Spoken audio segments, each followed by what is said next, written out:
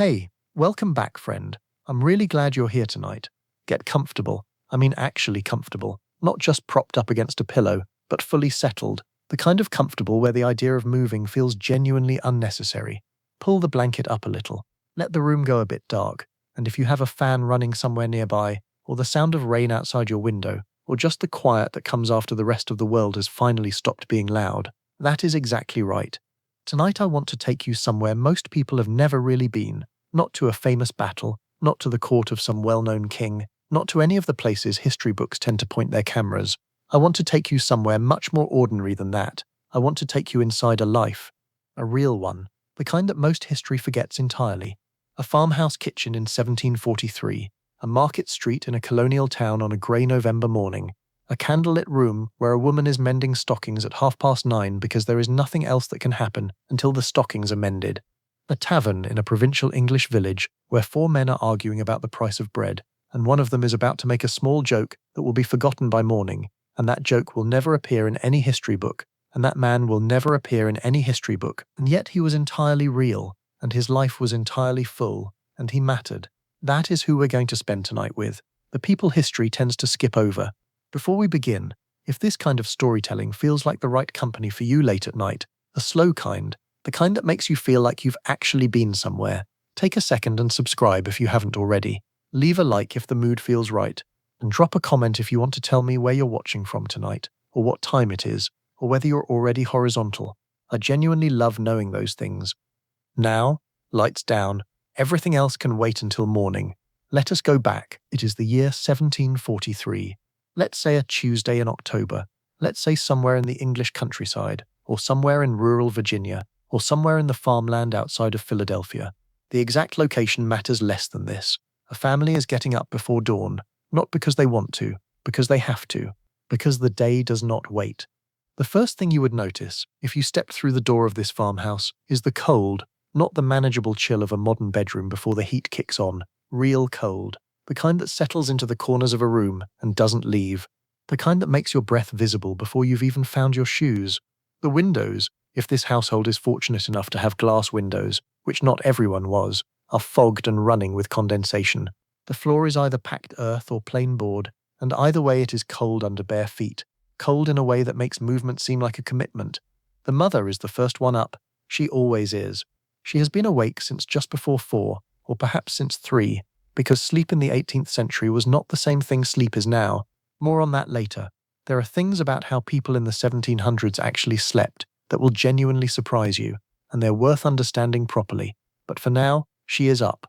The others are still under their blankets in the sleeping loft above, or in the one room below, or pressed close together in the family's single bed. She moves carefully to avoid disturbing them. Her first task, before anything else, before thought or plan or the ordering of the day, is the fire, not starting it, saving it, because the fire was never supposed to go out. She goes to the hearth and finds what she put there before bed. The coals, banked under a thick layer of ash, insulated through the night. She pushes the ash back with a metal tool called a fire rake, finds the buried orange heart of it still glowing, and coaxes it back to something larger with a bellows, those leather and wood tools that look almost like flattened bags, designed to push a focused stream of air across dying coals. The ash rises in a soft cloud. The coal brightens. She adds small pieces of wood, then slightly larger ones, building up the fire the way you would build a sentence, one piece at a time. If the fire is alive this morning, the day begins normally. If the fire has gone out in the night, if the coal has died under the ash, if the rain somehow came through the chimney, if she misjudged how much ash to leave, then the morning begins not with breakfast, but with fire starting, with flint and steel and tinder, with the scraping of metal against stone in the cold dark, with sparks landing on carefully dried moss or charred linen, with the fragile breath that coaxes a tiny flame from almost nothing. On a warm, dry summer morning, with good tinder and rested hands, this might take 5 minutes. On a cold, damp October morning when the tinder has absorbed overnight moisture, it could take much longer. Occasionally it fails entirely. This is why, in the 18th century, if your neighbor came to your door at 7 in the morning carrying an empty clay pot, you knew without asking what they needed.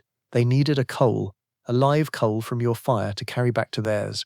Neighbors exchanged coals freely. Keeping a neighbor's fire alive was understood to be part of the basic texture of community life. Unremarkable, necessary, good. She has the fire now. The room begins to warm, slowly, not evenly. Warm near the hearth, still cold at the walls, but the worst of the morning's cold is broken. She puts water on to heat and begins thinking about porridge.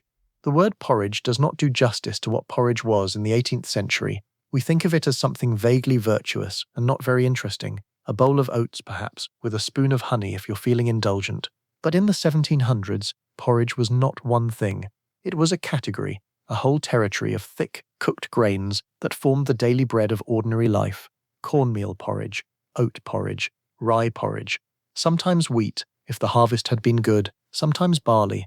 The exact grain depended on where you lived, what had grown, and what had survived the autumn storage. In colonial America, cornmeal porridge was called hasty pudding or Indian pudding, names that told you something about their origins and something about how they were regarded. Hasty because it came together quickly, or at least quickly by the standards of everything else in a day where most cooking was measured in hours rather than minutes. Indian because the colonists had learnt to grow and grind corn from the indigenous peoples who had been working with it long before any European arrived. In New England farmhouses, a pot of cornmeal mush might have been started the night before, left to simmer on low coals through the dark hours, thickening slowly to something dense and hot and ready by first light. In England, oats were the staple. In Scotland, oat porridge eaten from a wooden bowl with a little salt, never with milk, never with sugar, those were luxuries, was so fundamental to daily life that the word porridge in Scotland still carries the particular weight of something that is not optional. You ate your porridge. That was simply what mornings were. The smell of this porridge cooking in a cast-iron pot over an open fire is something modern people have mostly never experienced, and I find myself wanting to describe it carefully, because it is actually one of the more pleasant details of the 18th century morning. It smells of grain and wood smoke, and the particular sweetness of something thick and starchy, beginning to caramelize faintly at the edges of the pot. It smells like warmth that comes from inside a thing, rather than from around it. It smells, honestly, like effort, like someone has been up early on your behalf, which they have. The children begin to come down. There is a specific way children descend from a sleeping loft in an old farmhouse. The ladder creak before the feet appear, the slightly dazed quality of faces that have been woken by the smells and sounds of the morning, rather than by any alarm. They come to the fire first. They always come to the fire first. The father comes in from the barn, or from the field if he's already been out, or from the room where he slept. The sleeping arrangements of the 1700s were complicated and deeply interesting, and we'll come to them properly, and he brings cold air in with him and the particular smell of animal and hay that clings to a working farmer at 7 in the morning in a way that is not unpleasant, exactly, just real.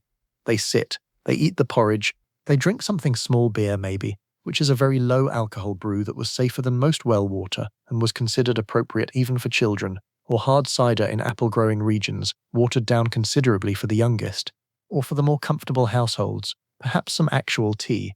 Though tea in the early part of the century was still a substantial luxury, not something most farm families encountered daily. The meal takes perhaps 15 minutes. It is not a leisurely thing. There is too much ahead, and then the day actually begins. Not the morning preparation, the day. I want to slow down here for a moment and tell you something that I think matters more than any specific fact about what people ate or how they built their fires. The 18th century was a world without margin. That phrase, without margin, comes from historians who study subsistence agriculture, the kind of farming where a family is producing food primarily to feed itself, rather than to sell in quantity. The phrase means something very specific. It means that the distance between a family's survival and a family's collapse was, in most cases, very small. A bad harvest could mean a hungry winter. A prolonged illness could mean the work of the farm fell behind in ways that took years to recover from. The death of a horse or an ox, the animal that pulled the plough, the animal whose labor was the engine of the entire enterprise, was not just an agricultural setback, it could be genuinely catastrophic. People who live without margin do not experience time the way people with margin do. When you have a savings account, when you have a refrigerator full of food and a spare $20 in your wallet, and the confident assumption that tomorrow will more or less resemble today, you have what historians sometimes call buffer. You have the luxury of being able to let one afternoon go, to take a nap, to be unproductive, to say I'll do that tomorrow. The ordinary person of the 1700s largely did not have that luxury, not in the daily sense. Every hour of good weather was an hour that could be used or lost. Every bushel of grain had a purpose already assigned to it. Every piece of wood had been carried and chopped and stacked and could not be burned carelessly. This was not a philosophy, it was mathematics. The farm produced a certain number of units of food, warmth, and income. The family required a certain number of units to survive. The margin between those two numbers was narrow and fragile, and everyone in the family, including the children, including very young children, was part of the system that kept the numbers from going the wrong way. I think about this sometimes when I catch myself being careless with time, leaving lights on, throwing away food, letting an afternoon drift into nothing because I can afford to let an afternoon drift. The people we're spending tonight with could not afford that, and they knew they couldn't. And yet they laughed anyway, and they made jokes in taverns that no one remembers, and they found moments of genuine delight in small things. The first strawberries of summer, the moment a new calf found its legs, the particular pleasure of a warm fire after a day of very hard work. Not despite the scarcity, sometimes because of it. The morning work outside began immediately after breakfast, and it varied enormously depending on the season, the region, and the type of farm. But there were constants. Animals needed water and feed. Cows, if you kept them, needed milking. Twice a day, every day, 7 days a week, with no exceptions for illness or holiday or exhaustion. Chickens needed to be let out from their secured henhouse if you wanted them alive the following morning.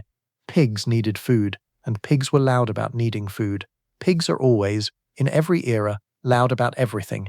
The physical nature of the farm work was something that modern people genuinely struggle to imagine, not because we've never heard about it, but because we have no physical reference for it. We have no felt sense of what it means to spend 3 hours wielding a wooden flail to thresh grain, striking the harvested stalks against a hard surface to knock the seeds loose, then winnowing them by tossing them into the air and letting the wind carry away the chaff. We don't have a felt sense of what it means to hand-cut a field of wheat with a scythe, one steady swing after another, across an acre that seems to expand in the sun rather than contract. We don't have a felt sense of hoeing between rows for 5 hours until your back becomes a kind of geological event that you will discuss with everyone who will listen for the next week. But the people of the 1700s had these things entirely in their bodies.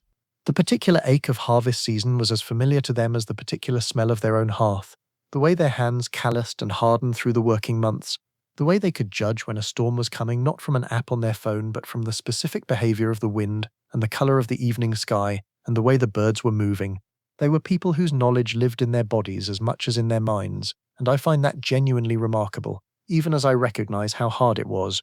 The women's work was not the work of the fields, generally, though in lean times and in small families it could be. The women's work was the house, and the house was not a respite from the farm's labor. It was a separate, equally demanding enterprise, running in parallel with it.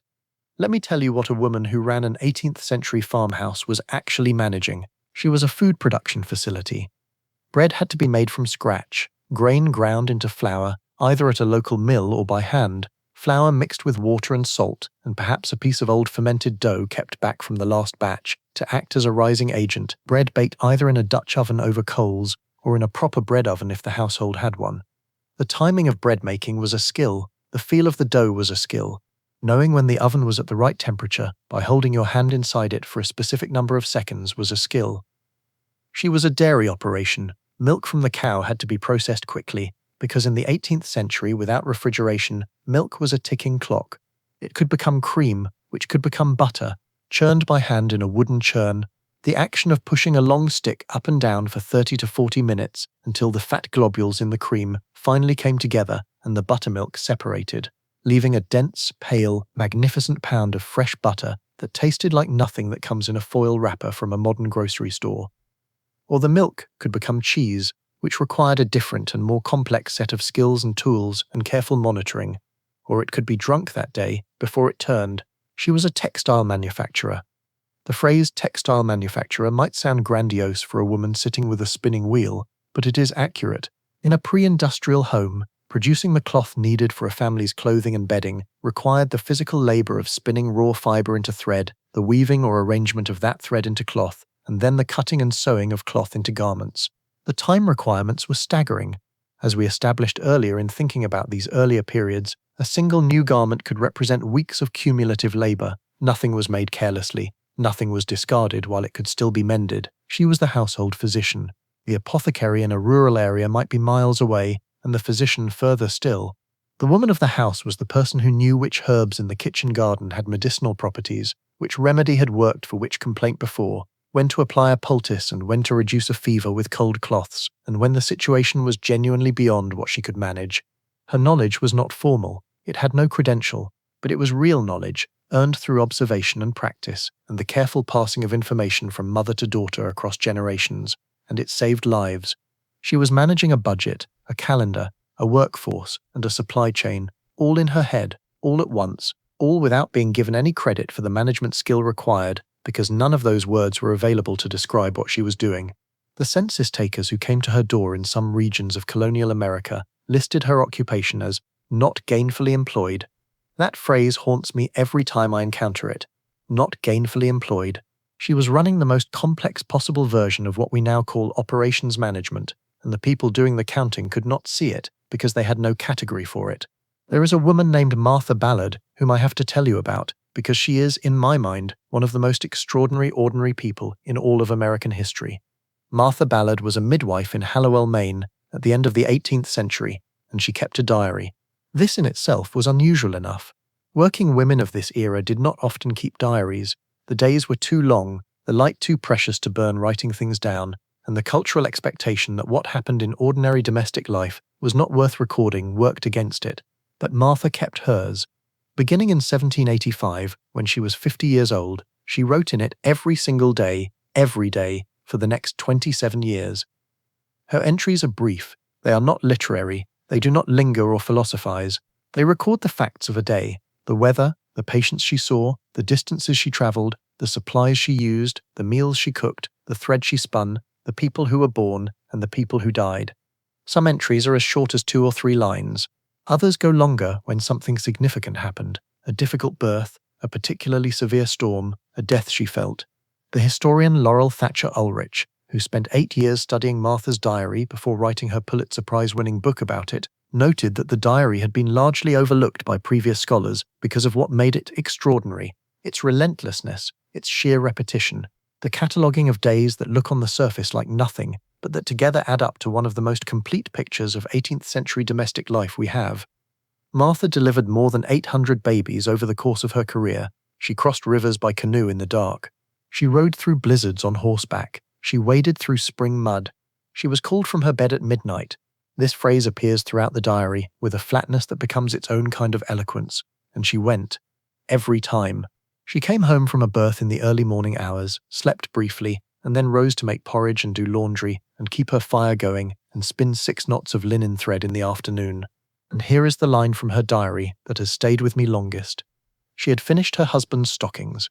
She recorded one November entry at 9:75 at night, 9:45 in the evening, having been up since before 4, having delivered a baby at some point in the preceding hours, finishing his stockings, not her stockings, not stockings in general, his, and then presumably going to sleep, and then getting up again before 4. That is not an exceptional day in Martha Ballard's diary. That is a regular day, a Tuesday perhaps. I do not tell you this to make you feel guilty about your own evenings, though I admit it has occasionally had that effect on me.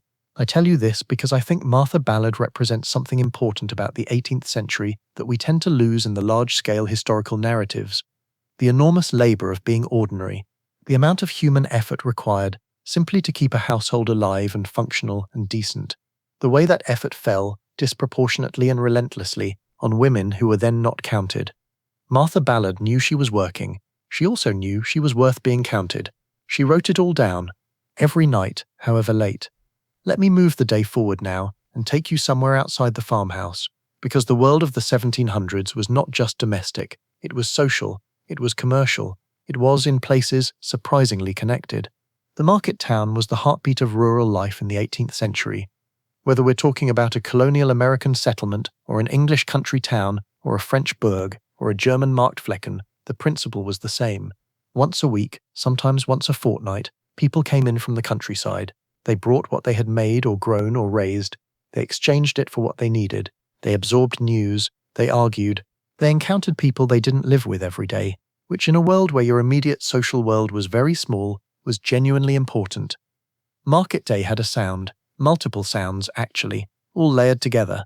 Animals, because livestock markets were often part of the same event, and a market morning in an English country town might begin with the sound of cattle being moved through the streets and the particular unhappy complaints of pigs in wicker baskets. Voices, dozens of voices from every direction. The specific conversational texture of people who don't see each other often and therefore have a great deal to say when they do. The knock of wooden wheels on uneven stone or dirt. The calls of vendors who had particular things to sell and particular ways of announcing the fact. The market was also where news arrived. The 18th century had newspapers in various forms. The first English-language newspaper was published in 1665, and by the early 1700s there were papers in most large cities on both sides of the Atlantic. But newspapers reached rural areas slowly and inconsistently, and many people couldn't read them. The news of the world arrived instead in the form of travelers, people who had come from somewhere else with a story.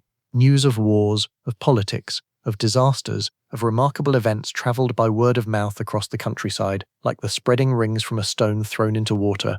You heard it from the miller, who had heard it from the man who sold him grain, who had been in the city last week. The accuracy degraded across that chain of transmission in ways you might imagine, and the stories that arrived were sometimes vivid and specific, and sometimes barely recognizable as what had originally happened.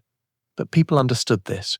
They understood that information was approximate, that accounts were shaped by the person telling them, that you heard one thing from one person and another from the next, and the truth was somewhere between the two. This was not naivety, it was epistemological sophistication born of experience. They knew that knowledge was a thing you assembled from fragments, not a thing delivered whole from an authoritative source. I find that knowledge strangely useful to remember sometimes. The tavern deserves its own section, because in the 18th century the tavern was not simply a place where people drank. It was the most important institution in the civic life of ordinary people in most of the Western world.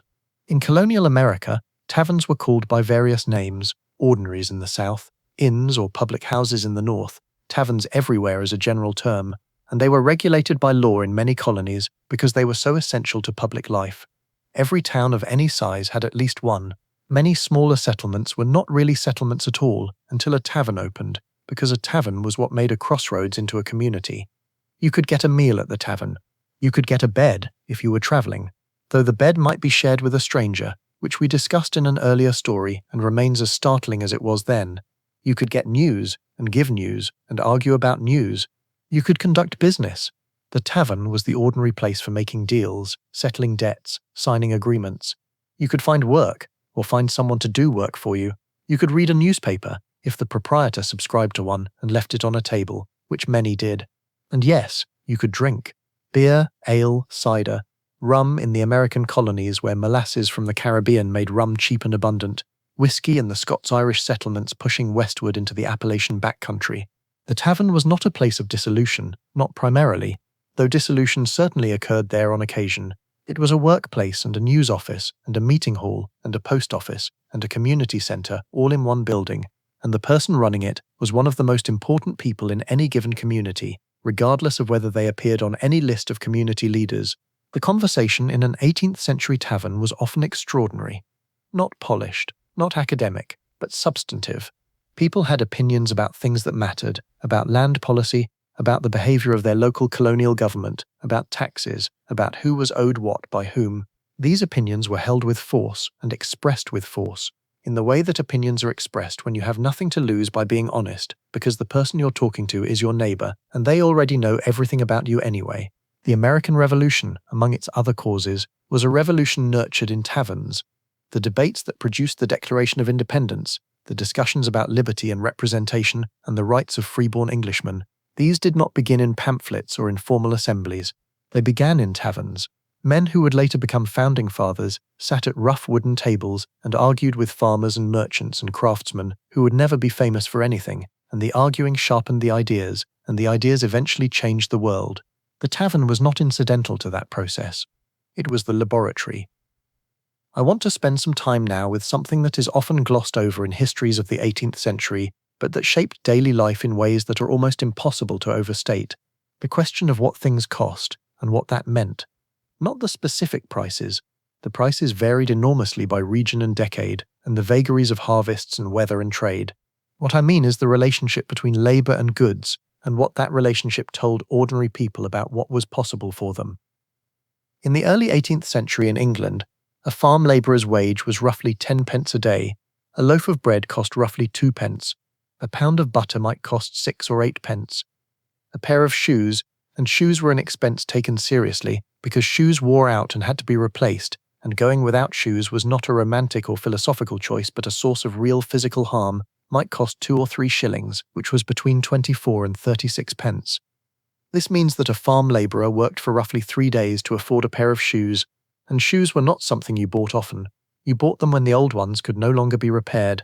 You took them to the cobbler as many times as the leather would sustain it before you bought new ones.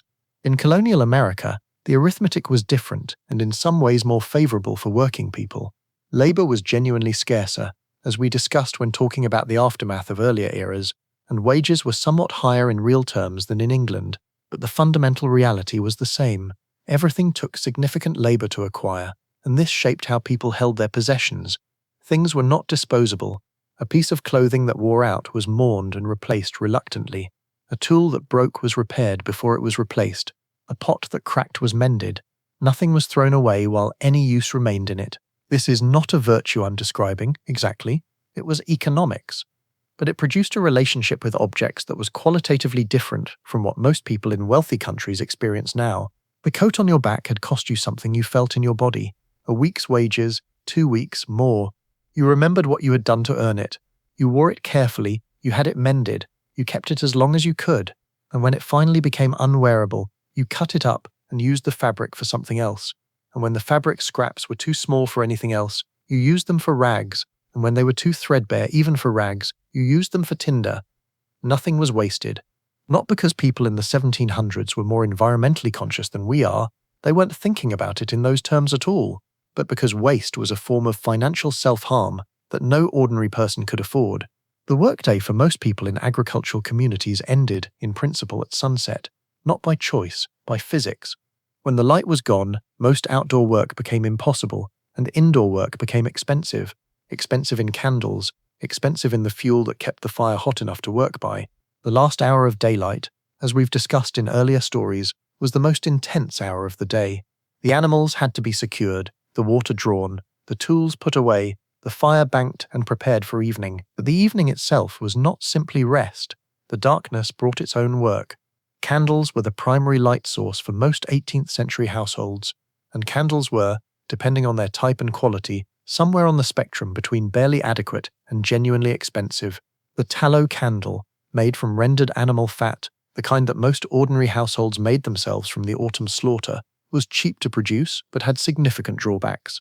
It smoked, it guttered, its wick needed constant trimming, a task called snuffing, using small scissor-like tools whose only purpose was clipping the charred tip of a candle wick to keep it burning cleanly. If you didn't snuff the wick regularly, the candle consumed itself quickly in a cloud of dark smoke. A tallow candle produced roughly the same light as a single modern watt. 1 watt. Your kitchen overhead light is probably 100 times brighter than the best tallow candle a modest household could afford to burn. An evening of work by candlelight was an evening of work in a kind of golden dimness, the circle of light limited, the shadows deep at the edges of the room, everything outside the immediate vicinity of the flame essentially dark. The wealthy burned beeswax candles, which were cleaner, brighter, sweeter smelling, and dramatically more expensive. Those households occasionally burned spermaceti candles, made from a waxy substance found in the skull cavity of sperm whales, which produced the clearest, brightest flame available in the 18th century and cost accordingly. The type of candle burning in your household in the 1700s was a statement about your economic position that anyone could read without asking. And so the evening settled into its candle-lit work, spinning for the women, mending and repair, the reading aloud that happened in families with enough literacy and enough candlelight to sustain it, often the Bible, often an almanac, occasionally a novel or a collection of poetry or a pamphlet. The quieter conversations, the ones that happened not in the market or the tavern, but inside the house with only the people you lived with, planning for tomorrow, telling the children things they needed to know. Sometimes music. The fiddle appears constantly in 18th century accounts of evening life. It was cheap, portable, widely distributed across every class and region, and it required no special setting or occasion to be played. Someone picked up the fiddle and played, and everyone else either listened or danced or both, and for a few minutes the long day receded and there was just the sound and the warmth and the particular pleasure of being together in a room that, However cold at the edges, was warm at the center. I want to talk about sleep now, because the way people in the 18th century slept is one of the things about this era that I find most genuinely fascinating, and it's a subject that most histories skip over entirely, as if sleep were an administrative detail rather than one of the most fundamental human experiences.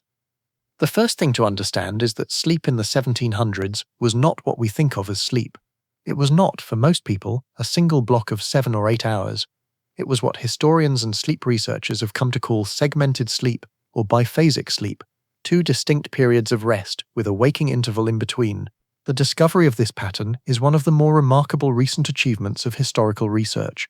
A scholar named Roger Ekirch spent years reading through thousands of pre-industrial documents, diaries, court records, medical texts, literature, household accounts, and noticed that references to first sleep and second sleep appeared over and over again, not as unusual events, as the ordinary structure of the night. People went to bed at dark, or shortly after, depending on the season. They slept for approximately 4 hours. They woke, naturally, without alarm, as naturally as they had fallen asleep, and then they were awake for 1 to 2 hours, sometimes alone with their thoughts in the dark, sometimes talking with whoever shared their bed, sometimes getting up to do some small task, sometimes simply lying in a particular quality of calm wakefulness that was understood as a distinct and valuable state. Then they slept again, the second sleep, until dawn. This was not insomnia, this was the pattern. Medical texts of the period recommended activities appropriate for the waking interval between first and second sleep: prayer, reflection, reading if you had enough light, quiet conversation with your spouse. One English doctor recommended using this time for marital intimacy, noting with clinical practicality that both parties were rested from first sleep and not yet committed to the labor of the morning. Some writers recommended using this time to compose letters, to think through problems, to engage with whatever occupied the mind without the pressures and distractions of the day. The change came with industrialization, when factory owners needed workers to maintain consistent schedules across shifts, when artificial lighting, first gas lamps, then electric, extended the usable evening and pushed bedtimes later. The 2-sleep pattern gradually compressed into one. People began staying up later, sleeping through the night in a single consolidated block, and waking with the alarm rather than with the natural rhythm of their own bodies. Whether this is better or worse for human health and well-being is a question that sleep researchers are genuinely still working on. What I can tell you is that when I tell people about segmented sleep, when I describe the waking interval and the quality of consciousness that people in this era described experiencing during it, a calm, clear-minded wakefulness free from the urgency of the day, there is almost always a moment of recognition, a moment where someone says, "Oh, that's what happens to me sometimes when I wake at 3 in the morning and feel strangely peaceful." They had assumed it was something wrong with them. It may be something very old in them. The beds in an 18th century home were their own remarkable world, and the sleeping arrangements that surrounded those beds would strike most modern people as intimate to the point of shock. The great bed, the proper bed of a household, was one of the most valuable pieces of furniture a family owned. I want to give you the physical reality of it, because it was nothing like what you're lying in or sitting on right now. The frame was wooden, sometimes carved with considerable skill in wealthier households. The base was a web of interwoven ropes or leather strips that supported the mattresses above, and note the plural. There were multiple mattresses. At the bottom, resting on the ropes, was a straw tick or a corn husk tick, a linen sack stuffed firmly with dried material. On top of that was a feather bed, an actual sack stuffed with goose or duck feathers, dense and heavy in a way that modern duvets do not approach, the kind of warmth that presses back against you rather than simply surrounding you. Then a bolster, a long cylindrical pillow, then regular pillows if the family was comfortable. And all of this inside the curtains of a 4-poster or half-tester bed, the fabric curtains that could be pulled closed around the sleeping space to retain warmth and create a small world inside the larger room. A properly dressed bed was a financial statement. In estate inventories of the period, those careful lists of a household's possessions made after someone died, the bed and its bedding were frequently among the most valuable items in the house. Sometimes the most valuable. A feather bed, bed curtains, bolsters, and proper linen could together represent months of a working family's income. Beds were mentioned in wills, they were passed down, they were considered heirlooms, and they were shared, not just between husbands and wives, often between children, between siblings of different ages, in households where the number of people exceeded the number of beds by a factor that would astonish us now. In very poor households, there might be one bed for everyone, with the parents at one end and the children layered at the other, warmth pooled communally against the cold. Travellers who stayed at inns in the 18th century routinely shared beds with strangers, not because this was considered unusual or intimate in an unwanted way. It was simply the expectation.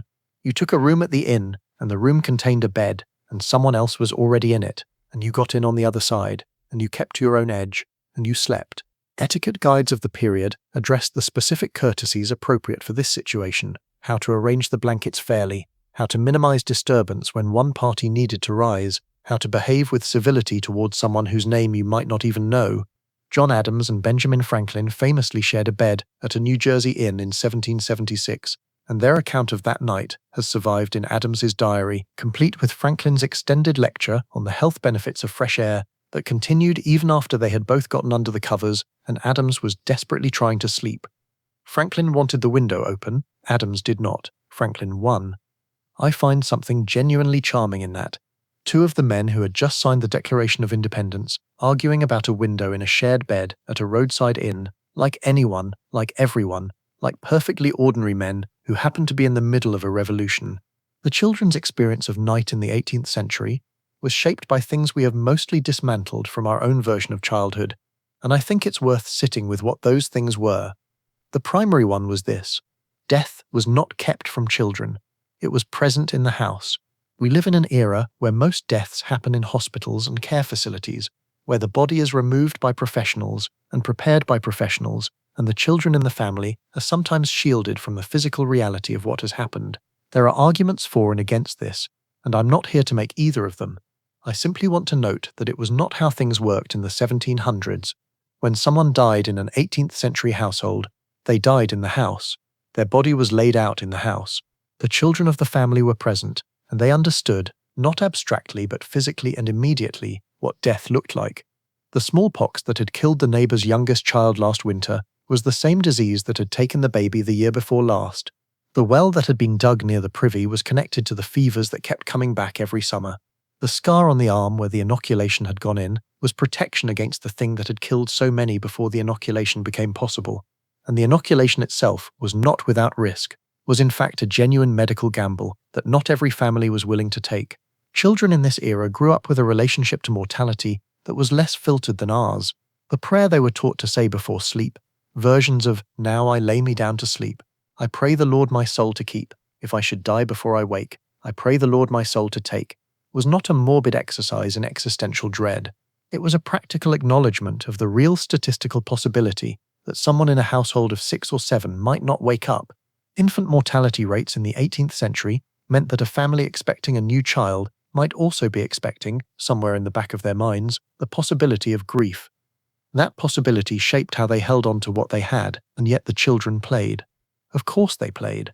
Children play in every era because playing is what children are, and the 18th century child who had grown up alongside death was also the child who ran in the yard with the dog and got into the apple barrel when no one was looking and made up games that the adults found inexplicable.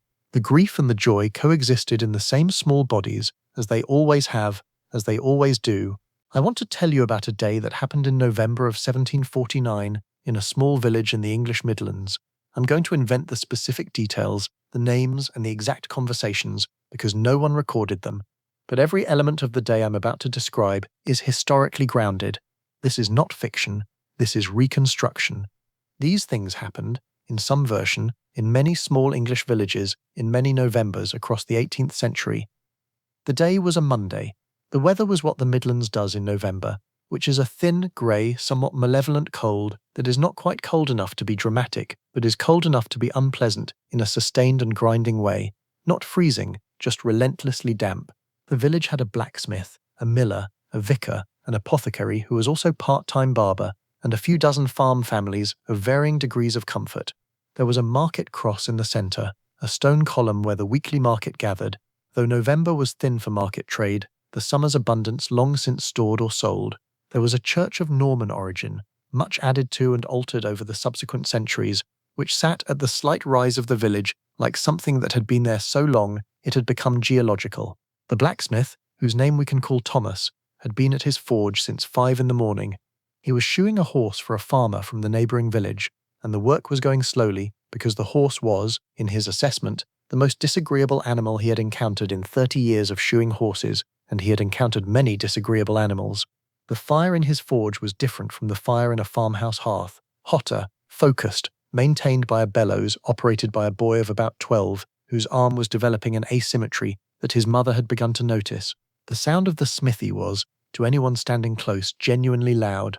The ring of hammer on metal, the hiss of hot iron plunged into the cooling bucket, the particular complaint of the horse expressing its views on the situation. At the mill, the miller was grinding the autumn grain. The mill was water-powered, a wheel at the edge of the stream that ran through the village, and the sound it made was constant and somewhat soothing, the kind of sound that local people had stopped hearing entirely because it had been there all their lives. The mill was where gossip moved fastest in this village, because everyone came to the mill and everyone stopped to talk while they waited for their grain, and the miller himself heard everything and repeated a reasonable proportion of it. He was that kind of person. He would have been that kind of person in any century. The vicar was writing his Sunday sermon in his study, which was the coldest room in the vicarage because it was on the north side of the house and faced a wall rather than a window with any sun. He was writing about the parable of the talents, which he had written about 3 times before, but was returning to because it had something in it he hadn't quite caught yet. He was drinking something hot that might have been tea or might have been a tisane of some local herb, depending on his particular economic circumstances and personal taste. He was also, in the back of his mind, worrying about the widow who lived on the eastern edge of the village.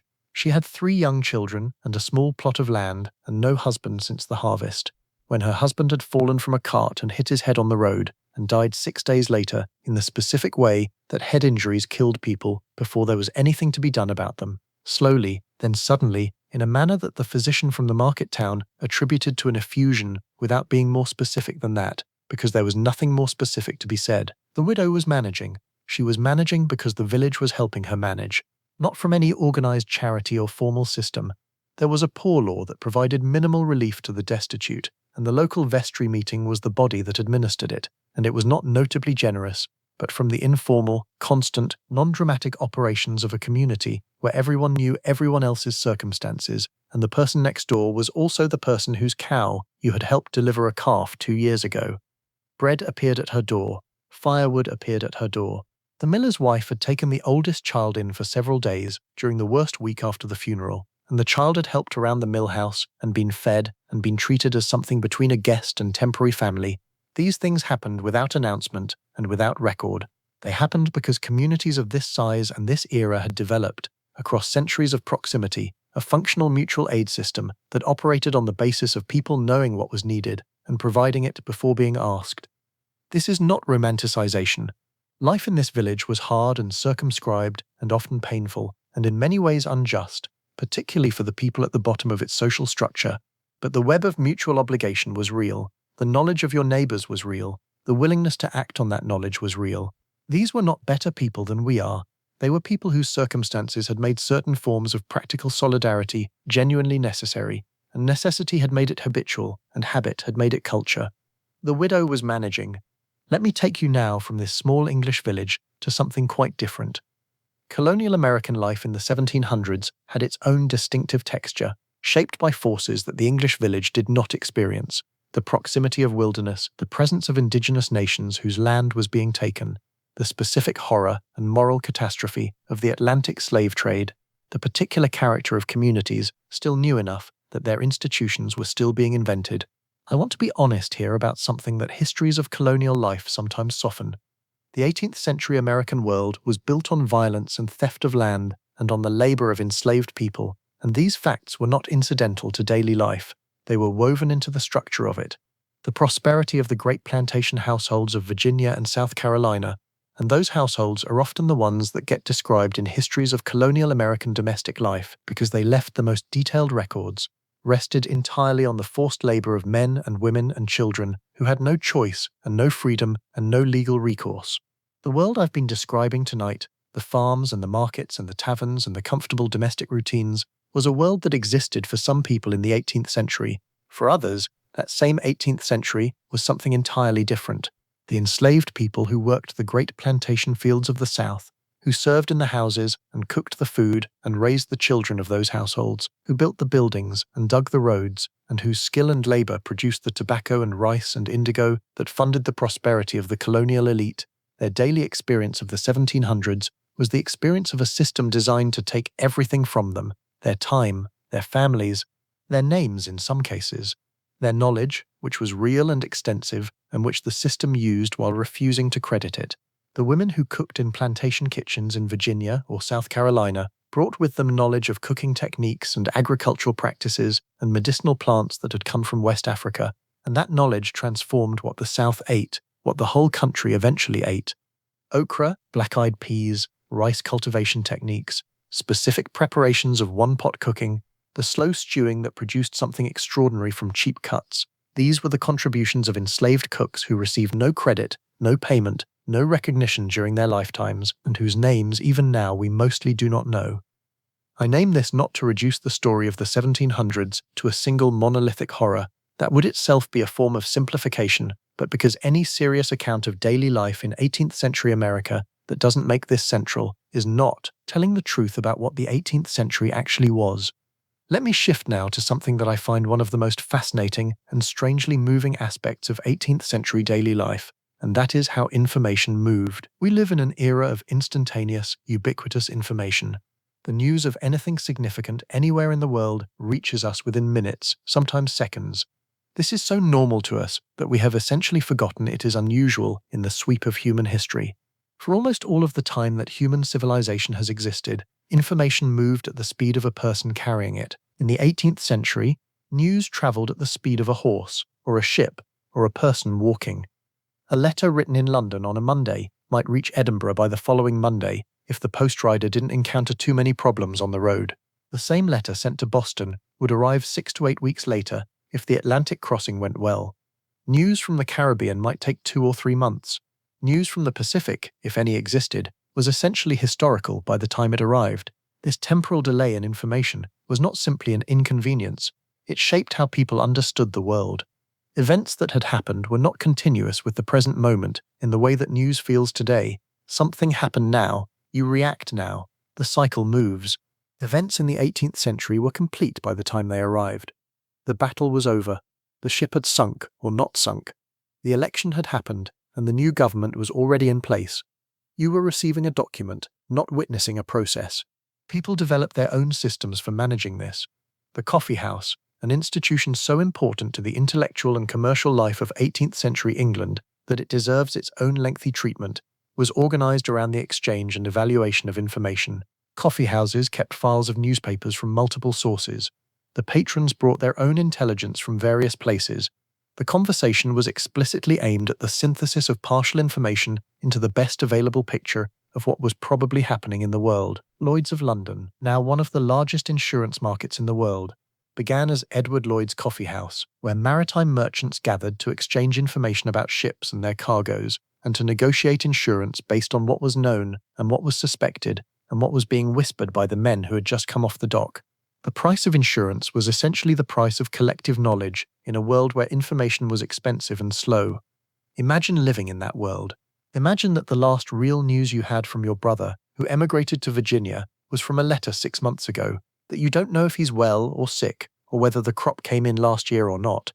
Imagine that the war that everyone is worried about, the 7 Years' War, say, the conflict that in its various theaters touched nearly every part of the globe by the 1750s and 1760s, is happening in places whose news reaches you in the form of official dispatches that are weeks or months old and that tell you what the government wants you to know rather than what actually happened on the ground. You filled the gaps with prayer and with imagination and with a kind of deliberate not knowing that is almost impossible to recreate now. You held the uncertainty without resolving it, because it couldn't be resolved. Your brother was probably fine. The ships were probably not lost. The war was probably going somewhat well or somewhat badly, and you would learn more when you learned more. There is a kind of equanimity in that which I think we've lost, and sometimes, late at night, I find myself wondering if it costs us something. The question of medicine in the 18th century is one I want to address carefully, because there's a version of this story that is simply dark. People dying of things we can easily cure now, treatments that made things worse rather than better, an entire medical establishment built on a theory of disease. the humoral theory, inherited from classical antiquity, that was fundamentally incorrect, and that version is true, and it's important to know it. But it's not the whole story. The 18th century was also when modern medicine began. The specific tools and approaches that eventually produced the medicine we have now were starting to come into existence in the 1700s. Fragile, uncertain, often still wrong in important ways, but beginning. The smallpox inoculation is the example I find most remarkable. Smallpox was one of the great killers of the 18th century, a disease that killed roughly 30% of those it infected and left many survivors permanently disfigured or blinded. In 1721, the noblewoman and writer Lady Mary Wortley Montagu returned from the Ottoman Empire with a practice she had observed there, deliberately infecting a healthy person with material from a mild smallpox case to induce a controlled, usually mild version of the disease and provide immunity going forward. She had her daughter inoculated in London, and then her son, and the practice spread. The early inoculation was not the vaccine we now have. It carried real risk. Some people who were inoculated died, but the mortality rate from deliberate inoculation was dramatically lower than the mortality rate from naturally acquired smallpox, and this fact, this empirical, demonstrable, countable fact, was the beginning of something. It was the beginning of the idea that you could interrupt disease deliberately, could intervene in its natural course, could use biology against itself. Cotton Mather, the Boston minister who appears in so many 18th century stories, and not always favorably, was one of the advocates for inoculation in colonial America, having learnt about it from an enslaved African man named Onesimus, who told him it was practiced in his home country. Mather championed the practice during the 1721 Boston smallpox epidemic over the fierce opposition of some medical establishment figures who found the practice dangerous and unproven. He was right, and they were wrong, and the people who survived because they were inoculated survived because of knowledge that had come from Africa, transmitted through a man who was enslaved, promoted by a minister, and resisted by physicians. History is always more complicated and more interesting than the simple version. The inoculation question in the 1700s also illustrates something about popular attitudes toward medicine that deserves some attention. People in this era were not simply passive recipients of what the physician or the apothecary told them. They had opinions. They had experience with what had worked before and what hadn't. They talked to their neighbors about remedies. They consulted household medical books, and there were several widely circulated ones, including William Buchan's Domestic Medicine, which was genuinely progressive in its emphasis on hygiene, fresh air, and gentle treatment over the bloodletting and purging that the more aggressive medical traditions favored. The household medical book sat on the shelf between the Bible and the almanac in many 18th century homes, and it was consulted with similar seriousness. The woman of the house was the person most likely to know its contents, because the woman of the house was the person most likely to need them. She was the one who decided whether a case of fever warranted a physician's visit, expensive, uncertain, and requiring that the physician actually reach you in time, or whether her own collection of herbal remedies and the chapter on fevers in Buchan was sufficient. She was often right, not always. Sometimes she was wrong in ways that cost lives. The same was true of the physicians. The gap between what the physician's training gave him and what actually worked was sometimes narrower and sometimes wider than the gap between the household knowledge and what worked, and the choice between them was never obvious. Let me tell you about something that happened in the evenings of the 1700s that I find one of the most quietly remarkable aspects of the entire period, and that is reading aloud. In a house with one candle and 2 or 3 people who wanted to extend the evening, the natural activity was reading aloud, not everyone reading separately. Books were expensive, candles were rationed, and the silent private reading of a single person was a relatively recent cultural invention anyway, one that had only become common after print culture made books widely accessible. Before that, and still into the 18th century for most families, reading was something that happened communally, one voice and many listeners. The texts varied. The Bible was the most common, not just because of genuine religious devotion, though that was real, but because it was the book most likely to be owned, the book whose stories were most widely known, the book whose language had become embedded in everyday speech. But the 18th century also saw the rise of the novel as a popular form, and the novels that were published, Richardson's Pamela, Fielding's Tom Jones, later Sterne's Tristram Shandy, found their way into farmhouses and taverns and household reading circles in ways that their authors sometimes found surprising. The reading public in the 1700s was not simply the educated elite. It was a broader, messier, more varied thing than that. Poetry circulated. The ballads, those long narrative poems that told stories in memorable rhythmic form, were genuinely popular in a way that is hard to imagine now because they served some of the same functions that serialized television serves now. They told stories that people wanted to hear repeatedly. They had characters you cared about. They were designed to be remembered and recited, which meant their language was crafted to stick in the mind and come back easily. You could hear a good ballad once or twice and then have it available to you for years afterward, to recite on a long journey or during an evening by the fire or whenever you needed a story. Almanacs. Poor Richard's Almanac in America, the various competing almanacs in England, were read for everything from weather predictions to planting guidance to the aphorisms that Benjamin Franklin made into a minor literary form, brief observations about human nature and practical wisdom that were sharp enough and specific enough to circulate far beyond the pages that first printed them. Well done is better than well said. 3 may keep a secret if 2 of them are dead. These were not just epigrams. They were the result of someone paying close attention to how people actually behaved and having the craft to compress that attention into a sentence. The question of religion in the 1700s is vast and complicated enough that any account of daily life has to at least gesture toward it, because religion was not separate from daily life in this era. It was the framework within which daily life occurred. For most people in Western Europe and colonial America in the 18th century, the Christian faith was not primarily a set of intellectual propositions or a Sunday obligation. It was the structure of the year, the explanation for suffering, the source of comfort in grief, the ethical language in which obligations to neighbors were understood, and the cosmology that made sense of a world that frequently made very little other sense. The church year organized time in a way that was fundamentally different from our secular calendar. The agricultural calendar and the religious calendar were overlaid on each other, so that the major feasts, Christmas, Easter, the various saints' days depending on whether you were Catholic or Protestant, and which Protestant tradition, fell at particular points in the farming year and were associated with particular foods, particular customs, particular social activities. Christmastide in England meant 12 days of relative festivity following the end of the harvest year. The wassailing of orchards on Twelfth Night, going out with drinks and songs to encourage the apple trees to produce well in the coming year, was a custom that was simultaneously agricultural, social, and spiritual in a way that makes modern categories feel inadequate to contain it. The sermon on Sunday was the main public text of most rural communities, not just in a spiritual sense.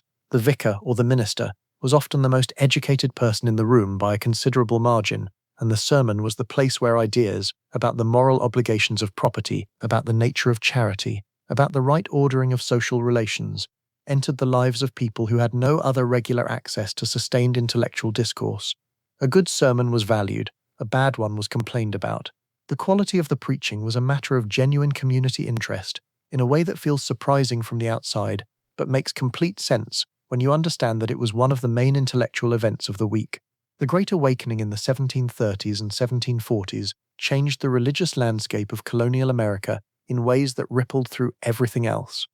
The revival preaching of George Whitefield, who could draw audiences of thousands in open fields in an era without sound amplification, who traveled the length of the colonies multiple times, and was arguably the most famous person in colonial America during his lifetime, introduced a religious style that was emotional, personal, and accessible in a way that more formal Calvinist traditions sometimes weren't. The message was simple and powerful.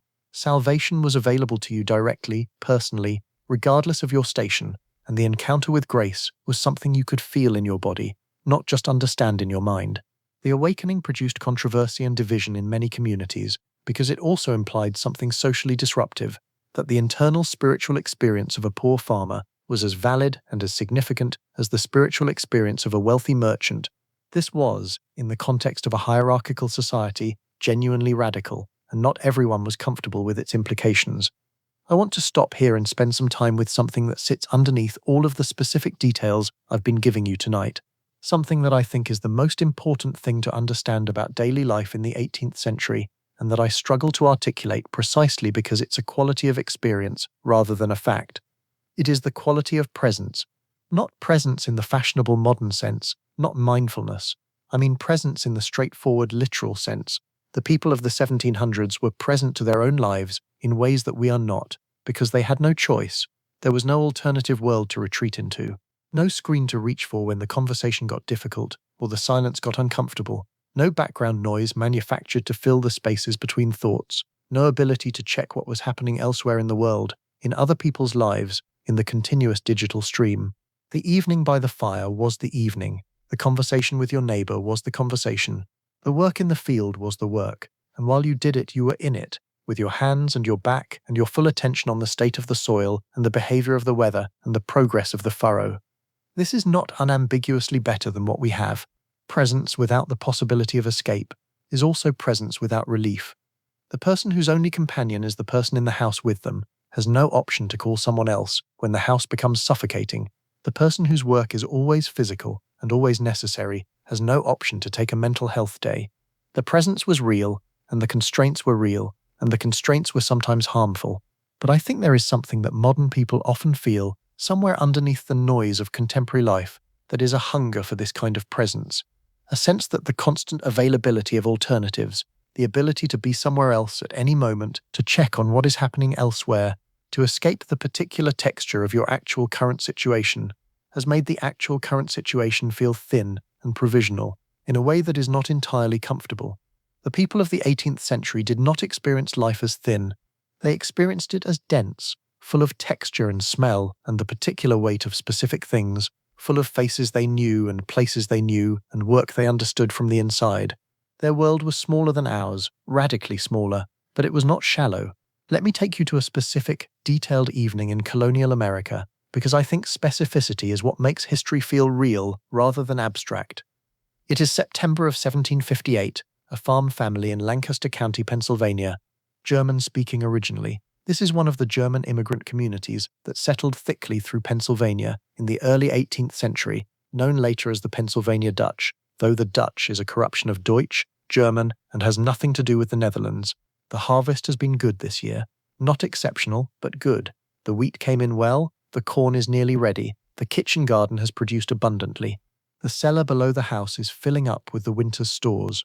Casks of pickled vegetables, crocks of preserved fruit, dried herbs hanging in bundles from the ceiling, root vegetables layered in sawdust, smoked meat wrapped in cloth. The family will not be comfortable this winter. Exactly, but they will eat. They will be warm enough. This knowledge sits at the back of every day like a kind of quiet relief. The father is in the barn after supper, checking on the animals one more time before bed. He has a lantern, one of the safer forms of light for a barn, enclosed in a metal and glass case to prevent sparks from reaching the hay, and its light moves across the faces of the horses and the cow and the pigs, each one catalogued, each one in its place. The horses are a matched pair, brown with dark manes, the kind of animals that represent the most significant financial investment the family has ever made or will ever make. They are fine tonight. He checks the latch on the main door, tests the pen where the pigs are kept, stands for a moment in the warm animal smell of the barn, and feels the specific satisfaction of a man who has secured what he is responsible for. In the house, the mother is making apple butter. It is a seasonal task, one of those things that has to happen when the apples are ready and not before, and when it has to happen it occupies most of a day and into the evening. She has been stirring a huge copper kettle over the fire since morning, the kettle filled with apple pulp and cider and spices, cinnamon, cloves, allspice, things that came from traders and cost money and are used carefully. The stirring cannot stop. If the apple butter sits without stirring, it will scorch on the bottom of the kettle, ruining hours of work and wasting the apples that have been sorted and peeled and cored since early morning. So she stirs, continuously, the long-handled wooden spoon moving through the thickening, darkening, fragrant mixture. The children are supposed to be in bed. The youngest two actually are. The older one, a girl of about 11, is technically in bed but is awake, listening to the sounds of the house below her, the soft clunk of the spoon against the kettle, her mother's occasional humming which stops and starts without pattern, her father's footsteps on the porch, the dying pop of the fire. She is not afraid. This is the sound of everything being all right, and she knows that sound well enough to recognize it. There is a smell in this house tonight that is one of the best smells in the 18th century world. Apple butter, approaching the point where it is nearly done, when the sugar in the apples has caramelized and darkened and the spices have opened fully, and the whole thing is a deep, complex, brown, fragrant thing that smells of autumn and effort and the particular sweetness of preserved things, of abundance made permanent. The mother tastes it. She adds a little more cinnamon. She stirs. Outside, the September night is clear and cold enough to put a faint bite in the air, the first intimation that summer is leaving. that what comes next will require different preparations. The stars are extraordinary, the kind you can only see when there is no other light for miles in any direction. The Milky Way is a solid band across the sky, something a person in this era saw every clear night without thinking about it as remarkable, because it simply was the sky as it had always been. By 11 o'clock, the apple butter is done. The mother ladles it into the crocks she has prepared, seals them, labels them in her own shorthand, carries them to the cellar. The fire is banked, the kettle is rinsed. The kitchen is quiet in the particular way that a busy room goes quiet after the work is finished, a kind of resonance remaining in the air, the ghost of the heat and the smell and the activity. She climbs the stairs. She does not blow out a candle because she has not been burning a candle. She has been working by the firelight, which was enough. She checks the children. She gets into bed. The rope base creaks slightly under the feather tick. Her husband is already asleep, his breathing regular and deep. She is not asleep immediately. She lies awake for a few minutes, in the way that people do when the body has been going all day and the mind is still moving. She is going through what has been done and what needs to be done tomorrow and the day after, the mental inventory that runs through her head at the end of every day. The apple butter is done. The corn needs to be cut by end of next week. The oldest needs new stockings before winter. The roof above the southeast corner of the sleeping loft has been letting in cold air since last spring, and someone needs to address it before the first snow. She closes her eyes. The house settles around her. The fire breathes in the hearth below. She sleeps. In about 4 hours she will wake naturally, as she almost always does, and lie in the dark for an hour or so, in the strange comfortable wakefulness between first and second sleep, and she will think about nothing in particular and everything at once, and she will pray, briefly, in the practical way that she prays, not with formal language but with the direct address of someone talking to someone she knows, and then she will sleep again until the sky begins to lighten. And when it lightens, she will get up, and the day will begin. I want to spend some time now with the craftsmen and tradespeople of the 18th century, because they represent a world that is genuinely interesting and that often gets lost between the large historical narratives about farming on one side and elite society on the other. The craftsman in the 1700s, the blacksmith, the carpenter, the shoemaker, the weaver, the glassblower, the printer, the silversmith, occupied a specific and important position in the social world, not at the top, but not at the bottom.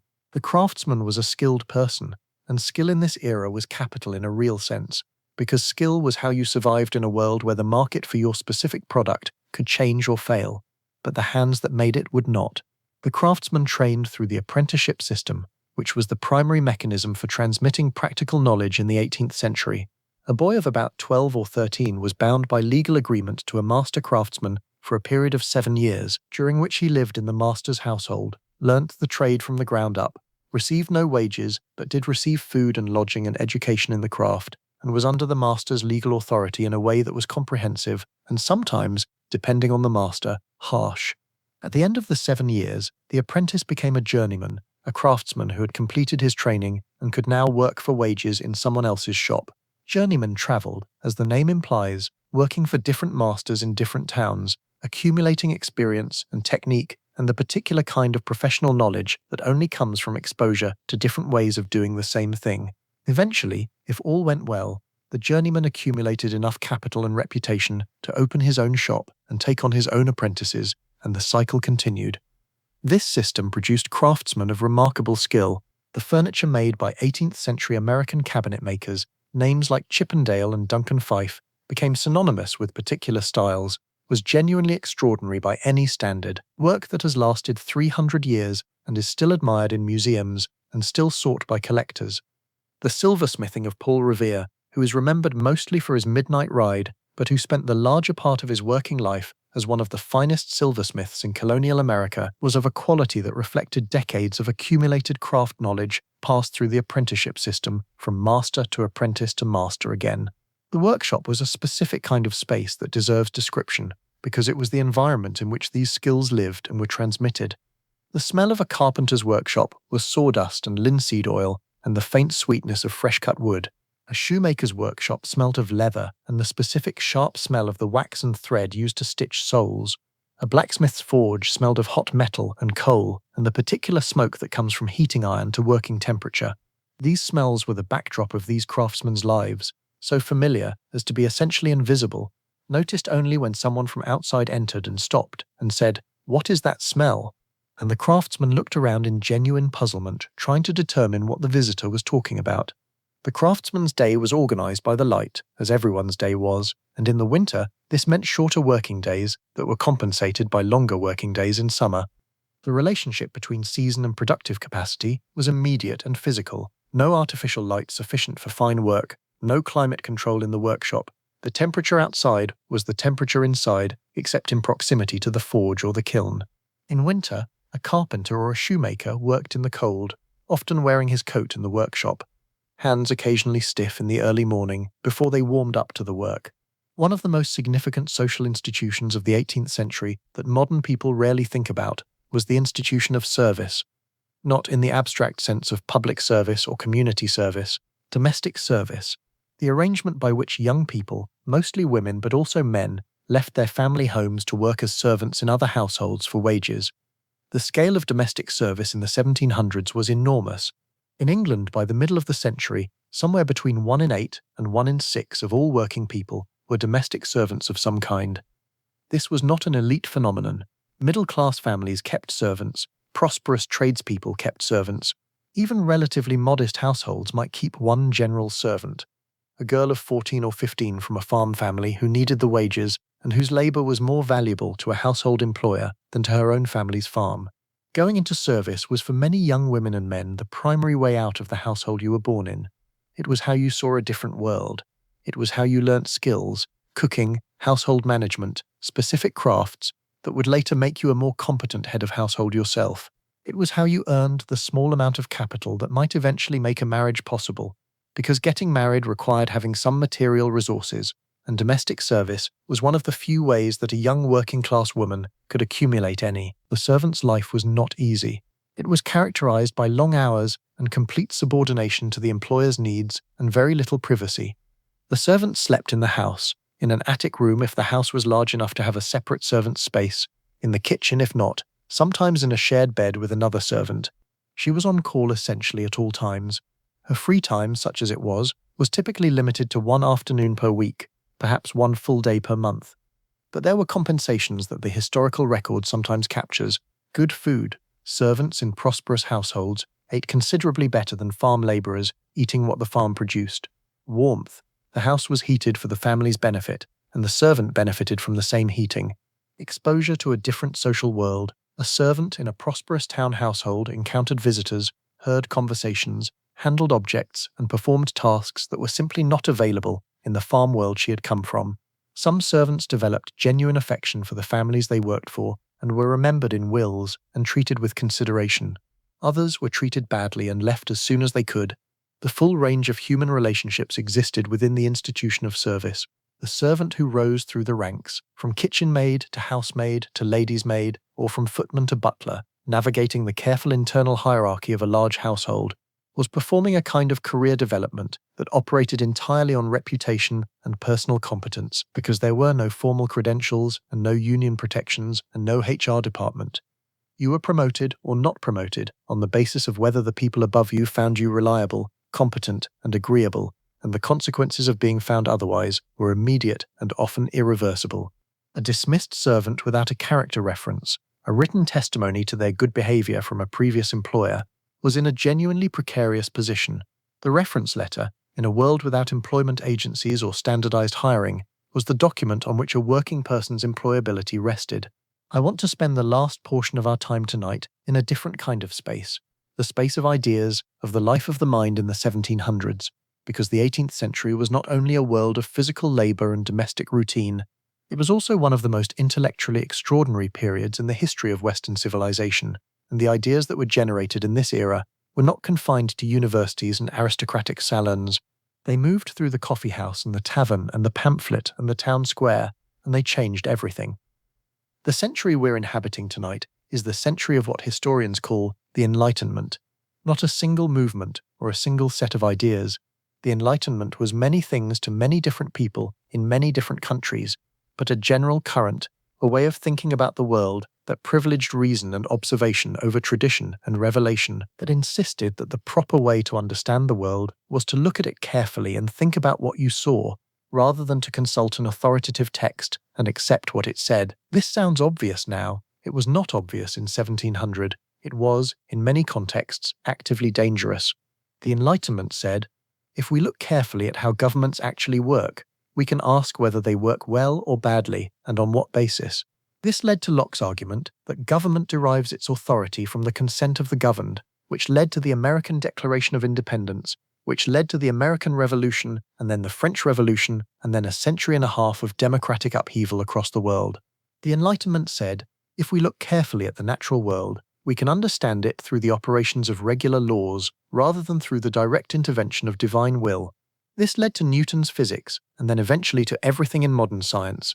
The Enlightenment said, if we look carefully at the suffering of human beings, we can ask whether that suffering is necessary or whether it is the result of bad social arrangements that could be changed.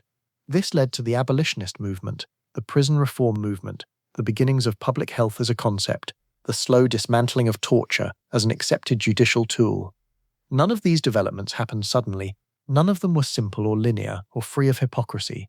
The same men who wrote about universal human rights owned enslaved people, and this is not a minor footnote, but a central fact about the limitations of Enlightenment thinking that the history does not allow us to minimize.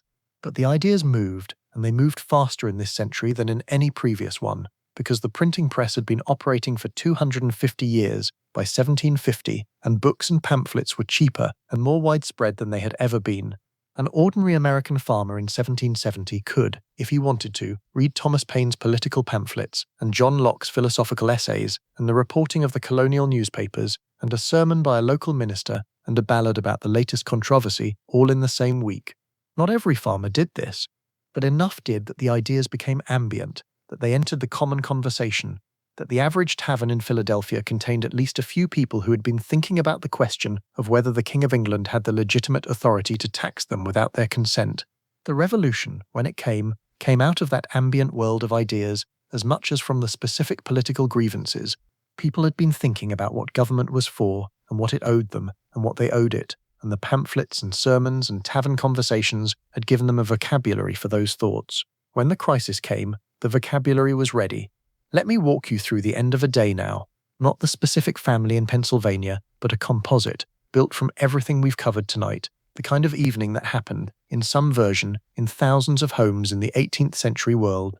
The fire is lower now, not banked yet, but coming down from its cooking peak to something steadier, something that gives light and warmth without the aggressive heat of the early evening when the meal was being prepared.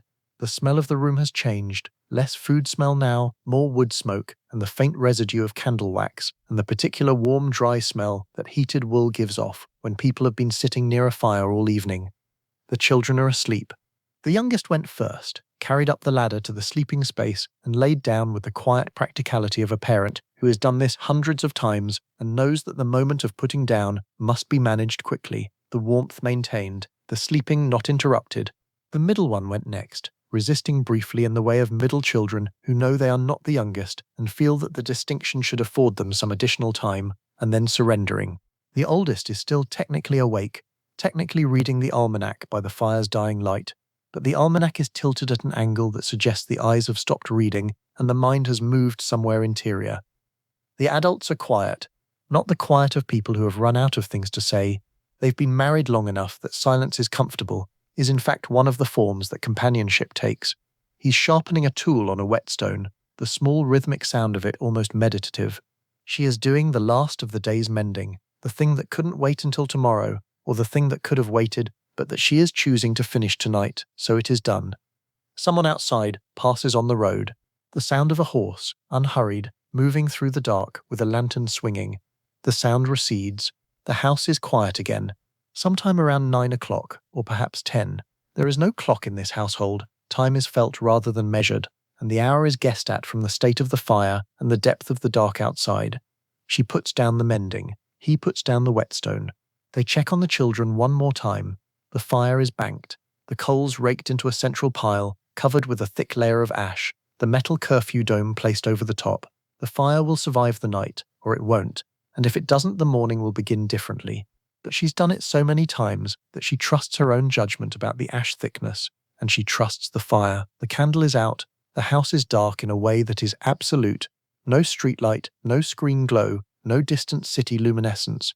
The stars through the small window above the bed are extraordinarily bright. The sounds outside are those of the country at night. Wind in the trees, the distant sound of water if there's a creek nearby, the occasional settling sound of the animals in the barn. From the sleeping loft, the quiet breathing of children. They get into bed. The ropes creak, the feather tick settles, the curtains are pulled. The day is over. They are safe. They are warm. They are together. In 4 hours or so she will wake naturally and lie in the dark thinking, and the thoughts will be ordinary, tomorrow's bread, the corn, the roof, and they will also be the larger thoughts that come in the quiet interval between sleeps, the ones about what her life is and what she hopes for it and what she fears, the ones about the children and what they will become, the ones that don't have words yet and perhaps don't need them. She will lie with those thoughts in the comfortable darkness, and then she will sleep again, and in the morning, everything begins. There is one more thing I want to tell you before I let this night close, and it's something I've been circling around all evening without quite landing on directly. The people of the 18th century had very little, by our standards. Less food security, less medical security, less physical comfort, less safety, less freedom in many cases, less ability to control what happened to them and those they loved. Their world was harder in essentially every material sense than ours. And they were not miserable, not as a rule. They were, as far as we can tell from the diaries and letters and accounts that survive, people who laughed and loved and felt proud of their work and enjoyed their evenings and were irritated by their neighbours and delighted by their children and frightened sometimes and bored sometimes and moved by beauty sometimes and exhausted frequently. They were, in other words, human, fully, recognisably, complicatedly human. I think we sometimes approach history as if the past were a lesser place, a stage of development on the way to us, and the people who lived in it were somehow less than we are, less informed, less sophisticated, less fully alive to their own experience. But this is wrong in a way that matters. Martha Ballard was as fully present to her life as any person has ever been to theirs. The woman making apple butter by firelight in September of 1758 was as fully in her experience as you are in yours right now. The 4 men arguing in the tavern about the price of bread, the one who made the small joke that no one will ever know about, that joke was as funny to the people who heard it as anything that has made you laugh recently. The 18th century was not a rehearsal for something better. It was the thing itself. It was life being lived by people who were here and then were not, and who left behind enough traces that we can still, if we pay close attention, feel something of what it was to be them. I find that extraordinary. I find that, honestly, moving in a way I don't fully know how to articulate. The continuity of it, the persistence of human experience across centuries that changed so much about the conditions of life, but nothing at all about the fundamental quality of being alive, of being here, of lying down at the end of the day and hoping the fire holds through the night. There is one final image I want to leave you with. Somewhere in the English countryside, on a November night in 1743, a woman is asleep. She has been asleep for about 4 hours. She will wake soon, lie in the dark for an hour, think about something she can't quite name, feel the warmth of the person sleeping beside her, listen to the wind in the eaves, and then sleep again until dawn. The fire downstairs is alive. She knows this without being awake to check it. It is alive because she banked it carefully before she came to bed, the way she has every night for years, the way her mother taught her and her mother before her, the knowledge passed hand to hand across generations like a coal carried between neighbours, like warmth shared. The stars outside the small bedroom window are unreachable and brilliant.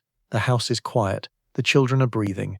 She doesn't know that 300 years from now, someone will be thinking about her, wondering about her evenings, trying to understand what it felt like to be alive in her particular moment of history, to carry the weight of the work she carried, to find the specific satisfactions she found, to live as fully and as preciously as she did in a world that didn't record her name. She doesn't know, and it doesn't matter that she doesn't know, because the living was enough. The living was the thing. And you, wherever you are right now, in your bed, on your couch, wrapped in your blanket in whatever corner of the world you've made comfortable tonight, you are doing the same thing she did, in a different century with different problems and different tools and different darkness outside your window. You are lying down at the end of a day. You are warm. The people you love, wherever they are somewhere. You will sleep, and in the morning you will get up, and the day will begin.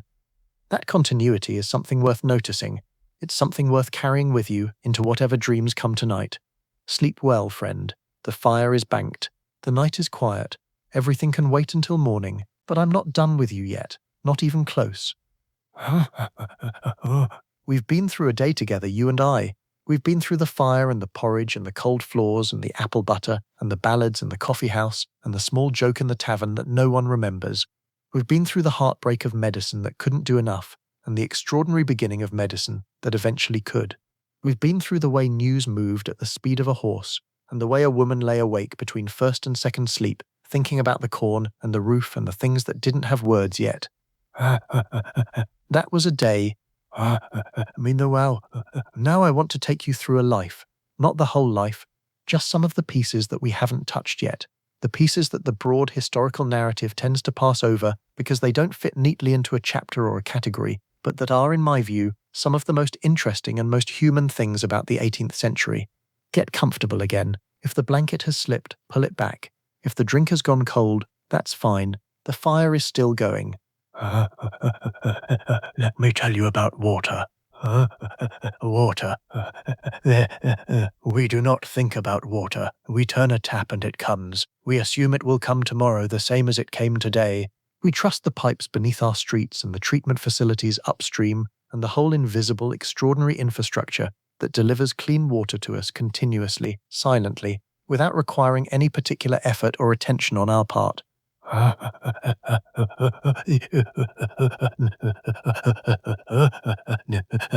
The 18th century had none of this. In the 1700s, water was something you thought about every single day, because getting it was work, and not having it was dangerous, and the quality of it was uncertain in ways that could kill you without your ever understanding why. Let's start with how you got it.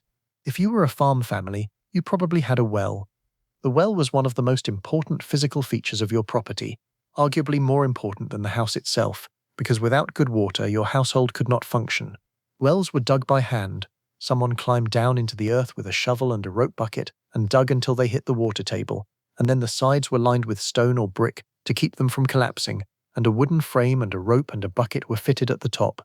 The work of digging a well took days. The depth required varied enormously by location and by the particular geology of the land you were farming. Some families got clean water at 15 feet, some dug 40 feet or more before they found what they needed. You brought water up from the well in a bucket, carried it to the house, and then figured out how to use it as carefully as possible, because every bucket meant another trip to the well, and trips to the well in a New England January with snow on the ground and wind coming off the hills were not something anyone wanted to make more of than they had to. The weight of water is something modern people don't think about. Water weighs roughly 8 pounds per gallon. A wooden bucket that holds 2 or 3 gallons weighs 16 to 25 pounds when full, plus the weight of the bucket itself. A household with children and animals and cooking and washing and garden watering might need 15 to 30 gallons on a typical day. That is a lot of trips to the well. That is a lot of weight moved by hand.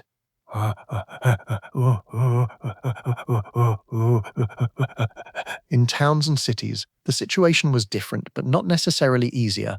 Philadelphia in the mid-18th century, which was by then one of the largest cities in colonial America, got much of its water from a network of public pumps drawing from underground sources and from private wells in the yards of houses, prosperous enough to have them, and from water carriers, people who made their living carrying water from the river or the pump to households that would pay for the service. The water carrier in an 18th century city was as necessary as the bread cellar and the firewood cellar, a basic infrastructure of survival that looked nothing like infrastructure and everything like individual labor. The river water that many city dwellers used was not, by modern standards, clean. The Thames in London, the Delaware in Philadelphia, these were rivers that also received the waste products of the cities that depended on them, because the 18th century had no sewage treatment and very limited understanding of the connection between contaminated water and disease. The theory of disease that prevailed for most of the century, the miasma theory, the idea that disease came from bad air rather than from contaminated water or invisible organisms, meant that the obvious connection between dirty water and illness went mostly unmade for decades, even as the evidence of it was everywhere. John Snow's famous identification of a contaminated water pump as the source of a cholera outbreak in London happened in 1854, the very edge of the 19th century. Before that, the relationship between the water you drank and the fever you got 2 weeks later was a connection that medicine hadn't yet drawn with any clarity. People drank the water, people got sick. The sickness was attributed to the air, to the weather, to moral failure, to providence. The water kept running. The pump kept pumping. I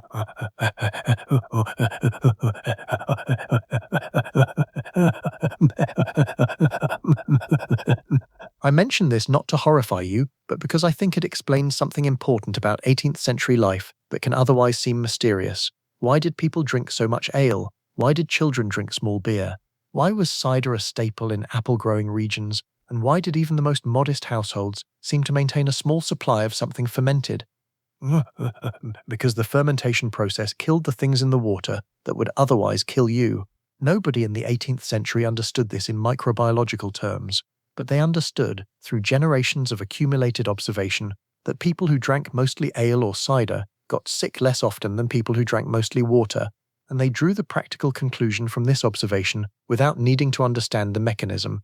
The mechanism, we now know, is that the brewing process involves boiling the water, which kills pathogens, and the fermentation produces alcohol, which inhibits bacterial growth.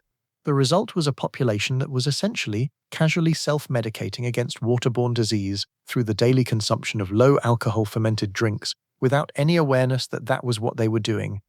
The beer was the safety system. No one called it that, but that's what it was. And this is one of my favorite kinds of historical detail, the thing that looks strange from the outside, that seems like simple excess or cultural peculiarity, but that turns out, when you look at it carefully, to be a rational adaptation to a real problem that people couldn't name but had learnt to solve. Let me tell you about laundry. Laundry in the 18th century was not the 40-minute load you half forget you started. It was a day. Often it was 2 days. It was one of the most physically demanding domestic tasks of the era, and in most households it happened once a week, or once every 2 weeks in the colder months when water was harder to heat in sufficient quantity. The process began with water, enormous quantities of water carried from the well or the pump and heated in the largest pots the household owned over the biggest fire you could maintain. The water had to be hot, really hot, because hot water and lye soap were the primary cleaning agents available. Lye soap was made at home from wood ash and animal fat, a process that was itself laborious and had to be done periodically throughout the year. The soap was soft, not the hard bars we know now, and it was used in quantity. The clothing went into the hot soapy water and was agitated, not in a machine with paddles and a motor, by hand with a wooden implement called a washing bat or a dolly, essentially a heavy stick with which you beat and pounded the cloth against the bottom and sides of the wooden washtub, pushing the water through the fabric, breaking up the dirt. You did this for every item. For a household with working adults and children, the pile of laundry waiting for this treatment was considerable.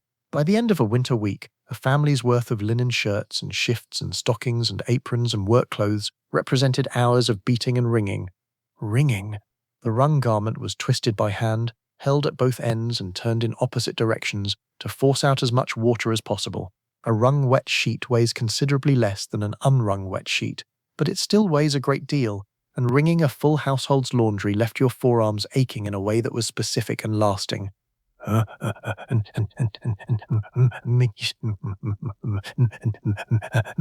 then the rinsing. More water, cold this time, to remove the soap, then wringing again, then hanging. In summer, hanging meant the clothesline, or the hedge, or the grass, the long strips of linen or wool spread out flat on clean grass in the sun, which served both to dry and to bleach, the ultraviolet light naturally whitening the fabric in a way that nothing else could quite replicate. There is a visual quality to an 18th century household on wash day that painters sometimes captured, the white linens on the green grass, the particular domestic brightness of it, which is genuinely beautiful in a way that also communicates how much work has just been done. In winter, the laundry came inside. It hung near the fire on wooden racks, steaming in the heat, filling the house with the smell of damp wool and soap and the very particular atmosphere of a house that is also a laundry. It dried slowly. It was taken down, rehanged, moved closer to the fire as the evening wore on. Stockings went on the mantelpiece, small items draped wherever there was room. The house in winter on laundry day was a specific environment that everyone who lived in it recognized and endured and was glad when it was over. The person doing most of this work was, again, typically the woman of the house, sometimes with the help of older daughters or a servant if the household was prosperous enough. There is a document, one of thousands like it, except that most of them were never written down, from a Massachusetts farm wife named Abigail, who recorded in her diary in January of 1771, Monday wash day, Fire lit at 4:30, water heated by 7, finished ringing by noon. Fire for the drying all afternoon. Hands very bad tonight. Hands very bad tonight. She doesn't elaborate. She doesn't need to. The redness and cracking of hands submerged repeatedly in hot water and lye soap through a winter morning is something she didn't need to explain to herself. She just recorded that it had happened, the way you might note a headache or a hard day, factually, briefly, without drama, and then moved on to the next line, which was about what she planned to make for supper. Those 3 words, hands very bad tonight, are the whole of 18th century domestic labor in miniature. The work was done, it was recorded in 3 words. Tomorrow something else would need to be done, and she would do it.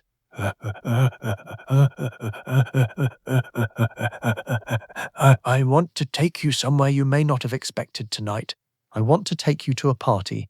Not a grand ball, not the kind of thing they show in movies with the wigs and the candlelit chandeliers and the intricate dances where people bow to each other while discussing politics in French. Not that. I want to take you to a barn raising. A barn raising was one of the central social events of rural 18th century life, particularly in the American colonies, and it was an event that operated on a principle so different from how we now think about work and community that it takes a moment to really absorb.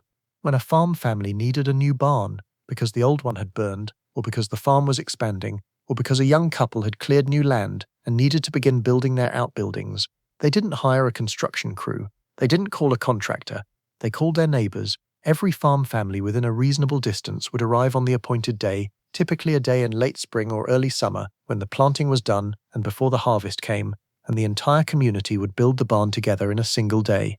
The preparation for a barn raising took weeks. Timber had to be cut and shaped in advance. Joints had to be cut. The wooden pegs that held the frame together had to be prepared. The specific design of the frame had to be worked out and the pieces numbered so they could be assembled correctly on the day.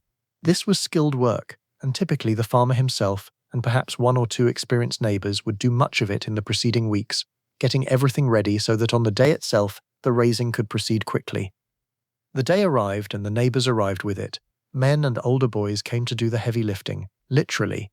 The frame sections, called bents, were assembled flat on the ground and then raised upright using long wooden poles called pike poles, a coordinated effort that required timing and communication and physical strength, and a foreman calling out directions from the center of the activity. The critical moment in a barn raising was the raising of the bents, the coordinated push that brought the heavy timber frame upright from horizontal. If the coordination was off, if people lost their grip, if the timing went wrong, the bent could come down on the people raising it, and this happened sometimes, and people were hurt and occasionally killed. But when it worked, and it usually worked, there was a specific cheer that went up in 18th century communities when a barn bent rose successfully to vertical. Something involuntary and real, the cheer of people who had just moved something very heavy and very important together, who had all committed simultaneously to the same action and had it succeed. I find myself moved by this, even at 300 years' distance. The cheer that went up at a barn raising was one of the sounds of a community working. The women and older girls had been there since early morning on a different task. They were in the farmhouse kitchen and the yard, cooking. A barn raising fed everyone. A barn raising produced a meal that was, by the standards of ordinary 18th century life, a feast. Not because anyone was spending extravagantly, but because every family contributed something and the aggregate was generous. There would be pies, many pies, fruit pies, meat pies, things that could be baked the day before and transported easily. There would be cold meats and bread, and something with beans, and something with corn and cider in quantity, and perhaps a small cask of something stronger, if the farmer was feeling generous. The food was part of the payment, not the only payment. The payment was also the expectation that when your neighbor needed their barn raised, you would come. The whole system operated on a currency that was not money. It was labor and presence, and the mutual commitment that if you show up when I need you, I will show up when you need me. This is not a sentiment. It was an economic arrangement, as real and binding as a contract, more reliable than many contracts, because it was enforced not by law, but by reputation and proximity. The farmer who didn't show up to his neighbor's barn raising would find, when his own barn needed raising, that the morning was somehow a little thin on arrivals. The day would end late, often past sunset in the longest days of summer, the frame standing, the roof not yet on but the structure established, the most physically difficult work completed. People ate together in the evening, the feast that had been cooking since morning, and there was music afterward, usually. Fiddle music, almost certainly, because the fiddle was the instrument of the rural 18th century, portable and loud, and suitable for dancing in a barn or on a wooden floor or in a yard in summer. There might have been dancing, the communal kind, the kind where everyone participated regardless of skill because the point was not the dancing, but the dancing together, the physical expression of the same community that had just built something together, spending the evening in each other's company before going home. These events, barn raisings, quilting bees, corn huskings, apple bees, were the social calendar of rural 18th century America. They were not separate from work, they were work made social. The quilting bee was the community gathering at which the women of a neighborhood worked together to quilt a large bed cover that would take weeks of individual labor but could be finished in a single day of collective work. The corn husking was the stripping of the husks from the harvested corn, which had to be done before the corn could be stored, done collectively with singing and the specific social loosening that came from everyone working together with their hands on a task that didn't require them to look at each other. At corn huskings, it was traditional that the person who found a red ear of corn got to kiss the person of their choice. This custom was taken seriously. It Qualmstmaut. The social life of the 18th century was built into the work. You didn't stop working to be social. You organized the work so that being social happened inside it. This is a different relationship between labor and community than almost anything we now have, and I think it produced a different quality of connection, not deeper necessarily, not more profound in the individual relationship, but more physically real. You knew your neighbors in your hands, in your back, in the memory of having stood next to them while both of you pushed a heavy timber upright in the summer morning. That kind of knowing is different from knowing someone through their social media, or their reputation, or their personality in conversation. It is more physical, more committed, more tied to the body's memory of shared effort. Now, let me take you to the city. Because everything I've been describing tonight has been largely rural, largely agricultural, and the 18th century was all of that, predominantly. But it was also increasingly urban, particularly in the second half of the century, and the cities of the 1700s were places of tremendous energy and tremendous squalor that deserve their own careful description. London in 1750 was the largest city in Europe, with somewhere between 600 and 700,000 people, a number so large by the standards of the era that it was genuinely difficult to comprehend, a number that contemporary observers kept returning to with a kind of awe that was mixed with something like alarm. Walking into London in 1750 was a sensory experience so different from anything we can access now that I want to try to reconstruct it layer by layer, because I think the layers matter. Noun, the noise first.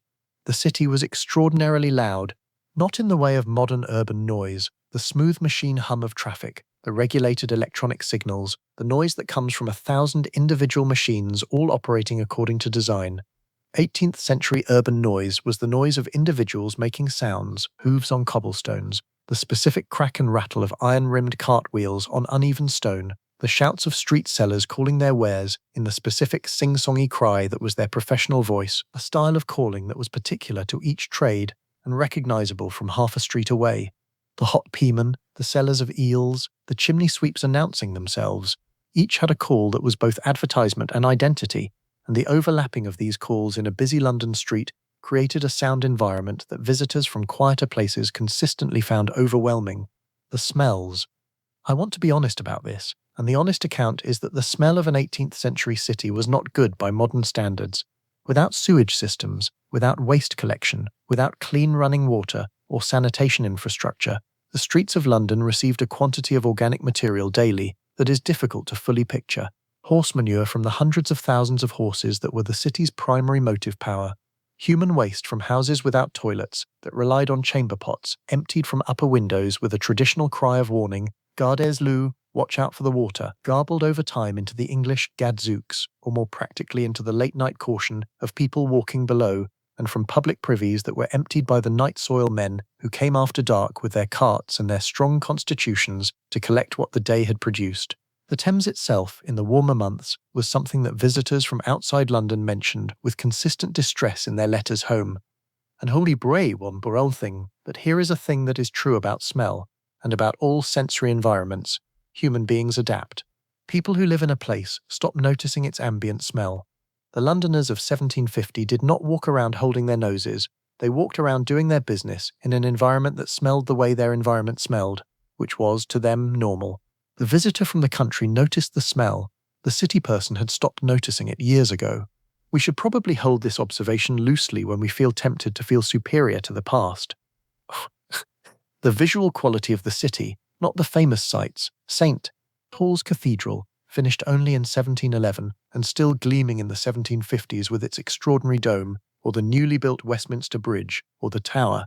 The visual quality of the ordinary streets, the buildings of mixed age and style pressed close together, wooden framed in the older districts and brick in the newer parts rebuilt after the Great Fire of 1666, the windows close enough across narrow lanes that people on opposite sides could, and did, communicate with each other across the gap.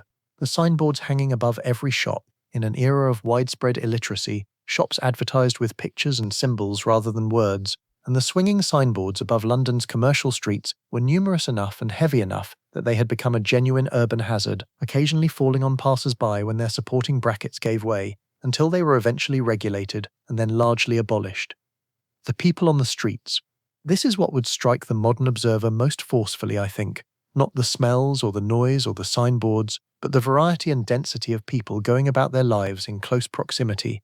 Sedan chairs, enclosed boxes carried on poles by two men, a form of private transport available to anyone who could afford the fare, threading through the crowds alongside carts and horses and people on foot, street sellers of every possible category, men with trays hanging from their necks offering matches, pins, small tools, things you might need in the next 5 minutes, women with baskets of vegetables and flowers, boys with newspapers, which had proliferated enormously in the early 18th century and were read aloud in coffee houses and debated in taverns and folded into pockets and argued over and treated as essential by a population hungry for information in a way that had never quite existed before. The pickpockets. This is worth mentioning specifically because the pickpocket in 18th century London was a figure of genuine economic significance, not colourful, not Dickensian, just real. Crowds were opportunities, and the profession of relieving other people of their valuables in public spaces was practiced with considerable skill and organisation. There were hierarchies of theft, territories, training systems in which older criminals mentored younger ones in the specific techniques of the trade. Daniel Defoe wrote about this world. Henry Fielding, who was not only the novelist but also a magistrate trying to manage London crime, wrote about this world. The world was real, and it was the economic alternative for people who had no other access to the city's wealth, and it was dangerous. The penalties for theft in the 18th century were severe in a way that is difficult to square with modern notions of proportional justice. People were hanged for stealing a handkerchief. This happened regularly. The execution days at Tyburn, where the gallows stood, in what is now the vicinity of Marble Arch, were public events attended by crowds, treated as spectacle, theorized by authorities as deterrent, and seemingly not very effective as deterrent by any measurable standard. The children of the 18th century city deserve their own section, because their lives were so different from the rural children we've been spending time with, that they constitute almost a different subject. A child born to a prosperous merchant family in London or Philadelphia in 1740 lived in a world of relative physical comfort, well-heated rooms, regular meals, clothing appropriate to the season, perhaps a servant or two, education provided either by a tutor or by a nearby school. This child's parents were people who had opinions about child-rearing and who were increasingly influenced by philosophical ideas about childhood as a distinct and important phase of life rather than simply a small and inconvenient version of adulthood. John Locke's writing on education had circulated widely through the early decades of the century. Jean-Jacques Rousseau's Émile, published in 1762, would push the conversation further, arguing that children were not born corrupt and in need of correction, but naturally innocent and in need of nurturing. These ideas moved through the prosperous households of the century and produced, slowly, a shift in how parents of means thought about their children's experience. Les femmes gammoning, these had Damon din Henv. The toys and games of these children were real. They played with dolls made of wood or cloth, with spinning tops and hoops, with simple card games and board games and puzzles. They flew kites, they kept pets, dogs especially, and birds in cages, and the occasional guinea pig imported from South America as a fashionable novelty. They played outside in a world without traffic, in the yards and lanes of their neighborhoods, with a freedom of movement that would, in retrospect, become the casualty of the very industrialization that was beginning to form on the horizon of this century. But the child born to poverty in the same city lived in something else entirely. Child labor in the 18th century was not the exception. It was the expectation. A boy of 8 or 9 in a working-class London family was already an economic actor. He swept crossings, the pedestrian crossings of the city's busy streets, where a boy with a broom could clear a path through the manure and mud for pedestrians who would pay a penny for the service, and he might do this 10 hours a day, 7 days a week, in rain and cold and summer heat. Or he carried coal from the coal deliveries to the houses that needed it. Up the stairs, load after load, small body adapted to the constant weight. Or he sold matches, or newspapers, or things that could be sold on the street by anyone with the initiative and the goods. The girls worked differently, but not less. A girl of the working poor was often in domestic service from as young as 10 or 11, placed in a household to do the work that needed doing in exchange for room and board, and, if she was lucky, a small wage. Or she worked alongside her mother in whatever home-based production the family was engaged in: textile work, lace-making, the preparation of goods for sale. The lace-making industry in particular employed enormous numbers of women and girls who worked by hand in their homes, producing the elaborate knotted fabric that trimmed the collars and cuffs and caps of the era's fashion. The work was fine enough to require good light, which was often insufficient. The posture required was terrible. The pay was very small. The skill required was considerable and took years to develop. Many women who did this work all their lives developed the characteristic forward bend and the failing eyesight of people who have spent decades performing very close work in inadequate light. There were children in this century who worked in conditions that the word labor doesn't fully cover. The climbing boys, the child chimney sweeps, boys small enough to fit inside the flues of the complex chimneys of wealthy houses, sent up to scrape the soot from the interior of spaces sometimes no wider than 10 inches, were the subject of some of the century's most anguished social commentary, including William Blake's poems about them, which are short and devastating, and which I won't quote because the copyright considerations are complicated for something that has been reprinted and anthologized and set to music, but which you can find very easily and which I would encourage you to read. What I will tell you is what Blake observed from life. These boys were typically orphans, or the children of the very poor, sold into service to master sweeps by parents who could not afford to keep them. They worked in confined, filthy, hot spaces. They developed characteristic deformities of the knees and spine. They developed a specific kind of scrotal cancer, now called chimney sweeps cancer, that was the first industrial cancer ever identified. The first time a physician, Percival Pott, in 1775, looked at the pattern of who got sick and understood that the environment of the work was causing the disease. This observation is considered one of the founding moments of occupational medicine, and it came from watching what was happening to children. The children continued to be sent up the chimneys for decades after Pott's publication. Let me shift to something lighter. Let me tell you about what people in the 1700s found funny. Humour in the 18th century was not so different from humour now in some ways, and quite different in others. The slapstick, physical mishap, the pratfall, the person who walks into something they weren't looking at, was funny in 1743 for exactly the same reasons it is funny now, which is to say that we don't fully understand why it's funny, only that it is. Human beings across all eras and cultures find controlled misfortune funny, find the gap between dignity and reality funny, find the person who thinks more highly of themselves than circumstances are about to allow funny in a way that is universal enough to suggest something deep about what humour actually is. The pun was extremely popular in the 18th century, more popular than it is now, and treated as a sign of wit rather than as an occasion for the mild social penalty we now attach to it. Benjamin Franklin was a gifted punner. Samuel Johnson was a gifted punner. The coffee houses rang with wordplay in a way that would have seemed almost compulsive by modern standards, but that made complete sense in an era when verbal facility was one of the primary markers of intelligence and education, when the quickness of your mind was demonstrated by what you could do with language in real time. Satire was the dominant literary humour of the century. Jonathan Swift writing about consuming the babies of the Irish poor as a solution to poverty, which is so savage that some readers even now think he might be serious. Alexander Pope constructing extended attacks on bad poets and social pretension in heroic couplets, so perfect that they still hurt 300 years later. William Hogarth producing series of prints, Gin Lane, Industry and Idleness, Marriage a la Mode, that were simultaneously moral sermons and deeply funny, the humour inseparable from the critique, the way that the best satire always works. These were not obscure works, they were popular. They were bought and hung in houses and coffee houses and discussed and laughed at and argued about. The 18th century audience for satirical work was large and engaged and not at all above it. Hogarth's Gin Lane in particular is worth thinking about for a moment. It shows a London street in an advanced state of collapse caused by the gin epidemic, and gin was genuinely epidemic in London in the 1730s and 1740s, when the combination of cheap grain surpluses and loose regulation produced an era of very cheap, very strong gin that caused levels of intoxication in the urban poor that alarmed even contemporary observers who were not generally alarmed by drunkenness per se. Hogarth's image has a woman at its centre, a baby falling from her arms while she is too drunk to notice.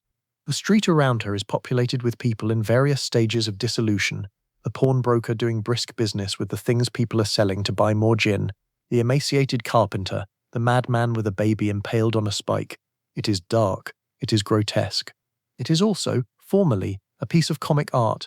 The exaggeration is so systematic, the composition so knowing, the detail so specifically observed that it operates as satire, even as it documents a genuine social catastrophe. Nay, Fiel Dumden, the Mayor Dumdens of the 1740s laughed at this print. Not because they were callous, because the laughing was part of the seeing, and seeing was the point, and Hogarth knew that you could sometimes get people to look at something they'd rather not look at, if you made it funny enough. There is something I've been saving for a particular moment in tonight's conversation, and this is that moment. I want to tell you about music. Not the formal music of the era, not Bach and Handel and the extraordinary institutional music of the courts and churches, though that music is real and beautiful and deserves far more time than I can give it tonight. I want to tell you about the music that was everywhere in the 18th century, in the fields and the taverns and the streets and the houses and the barns, the music that wasn't composed by anyone whose name we know, the fiddle, the fife, the drum, the penny whistle, which cost a penny and produced a sound surprisingly close to what it cost, the bagpipe in Scotland and parts of Ireland and rural areas where it had survived the various suppressions that Highland culture had endured, the hurdy-gurdy in France, a wheeled instrument with drone strings and a keyboard that could be cranked with one hand and played with the other, making a sound something like a drone pipe attached to a fiddle, haunting and rhythmic and perfect for the road. These instruments were played constantly, not in performance contexts primarily, though performance happened. They were played because music in the 18th century was not a thing you consumed, it was a thing you made. If you wanted music, you made it yourself, or you found someone nearby who could make it. The concept of sitting quietly while a recording played, the relationship to music as content, as something produced elsewhere and delivered to you, was not yet available. Music was an activity. It was something your hands and lungs and voice did, or something happening in the same room where the people making it were physically present. The result was a kind of musical competency distributed widely through the population that is very different from what we now have. In the 18th century, a significant proportion of ordinary people could play something, could sing, could contribute, when contribution was called for, to the collective music of the group. The singing in a church congregation in 1750 was genuine, not amplified, not tracked, not supported by a worship team with monitors and in-ear pieces. It was the voices of the people in the room, and if those people sang poorly, the music was poor, and if they sang well, the music could be extraordinary, and they knew which they were because they could hear themselves. Ballad singers on the streets of London and other cities were the music industry of the era. They stood on corners and in market squares and sang the news, literally sang it, because the ballad tradition was the practice of setting current events to popular tunes so that they could be remembered and spread. A murder trial, a political scandal, a great storm at sea, a remarkable rescue, these became ballads within days of occurring, printed on cheap paper called broadsides and sold for a penny and then sung everywhere. The ballad was the podcast of the 18th century in a particular sense. It was a way of learning about things that had happened, delivered in a format that was entertaining and portable and stuck in your memory because it was set to a tune your feet wanted to follow. The music of the fields, the work songs that maintained rhythm during repetitive tasks, that made the hours go more evenly, that gave the voice something to do while the hands were occupied. This music was essentially unrecorded in the 18th century. We know it existed from the references to it in journals and letters. We know that people sang at the harvest, that spinning had its songs, that sailors had their shanties, and road gangs had their calls, and washerwomen had songs for the particular rhythm of the washing bat. What we mostly don't know is what the songs were, because they were not the kind of thing anyone thought to write down. They were just the sound of work being done. They were the breath and voice of people who needed something to do with their mouths while their bodies were occupied, and the songs served that function and were forgotten as completely as the labour that generated them. Demmen Bleem. I want to take you somewhere specific now, not England, not colonial America. I want to take you to the sea, Damanen Bilimahenda, the ocean in the 18th century was not the ocean we experience now. It was not crossed in hours. It was not monitored by satellite and forecasted 72 hours in advance and traversed in climate-controlled metal tubes at 35,000 feet. The ocean in the 18th century was the primary highway of the world, and it was also wild and deeply, genuinely dangerous in a way that is hard to fully reconstruct. A sailing ship crossing the Atlantic in the mid-18th century took somewhere between 4 and 12 weeks, depending on the season, the weather, the route, and the particular character of the voyage. The fastest crossings happened in summer, with favorable winds, the westerlies pushing the ship from east to west, a competent captain finding the trade winds, a run of good weather cooperating. The slowest crossings happened in winter, or in the doldrums, where ships could sit becalmed for days, barely moving, the crew watching the sails hang limp, and the provisions decrease and the water supply dwindle, the mathematics of the situation increasingly difficult. The experience of being at sea in the 18th century began before the ship left the dock, in the period of provisioning and preparation that could take days or weeks. The ship had to be loaded with everything it would need, because nothing would be available until arrival: food, water, spare rope and canvas, tools for repairs, any cargo it was carrying. The food that went onto an 18th century ship for a transatlantic crossing was not appetizing in prospect and became less so over time. Salt beef and salt pork, hard biscuit, the dense, dry, near-indestructible bread product called hardtack that could survive months at sea as long as it stayed dry, which was the problem, because ships are wet places, and hardtack that had gotten wet developed weevils with a speed that seemed almost biological. It was biological, of course, but the weevils were not generally considered sufficient reason to throw the biscuit away, because it was still food, and food at sea was not a thing you discarded on aesthetic grounds. Fresh water was carried in barrels, and the quality of water after 6 weeks in a wooden barrel in a ship's hold was not the quality of water coming from a cool spring. It was flat and stale, and had often developed a particular taste that sailors described in ways that suggest it was quite bad. The rum ration, the daily distribution of rum to sailors in the Royal Navy, was partly morale and partly the same principle as small beer on land. Fermented liquid was safer than the alternative, and a sailor who had his tot of rum and his grog was a sailor who was less likely to be drinking water that would make him sick. The sickness at sea in the 18th century was significant. Scurvy, the vitamin C deficiency disease that results from extended periods without fresh fruit or vegetables, was the great maritime killer of the era, responsible for more deaths among sailors than storms or battle. The specific connection between citrus fruit and scurvy prevention was known in some medical circles from quite early in the century. James Linn's controlled trial demonstrating it was conducted in 1747, but the knowledge moved slowly into official practice, and sailors continued to get scurvy on long voyages because the institutions responsible for provisioning ships were not as quick to update their practices as the medical evidence would have recommended. Scurvy progressed slowly. It began with fatigue that felt like ordinary sea fatigue, which was easy to overlook. Then the gums became spongy and began to bleed.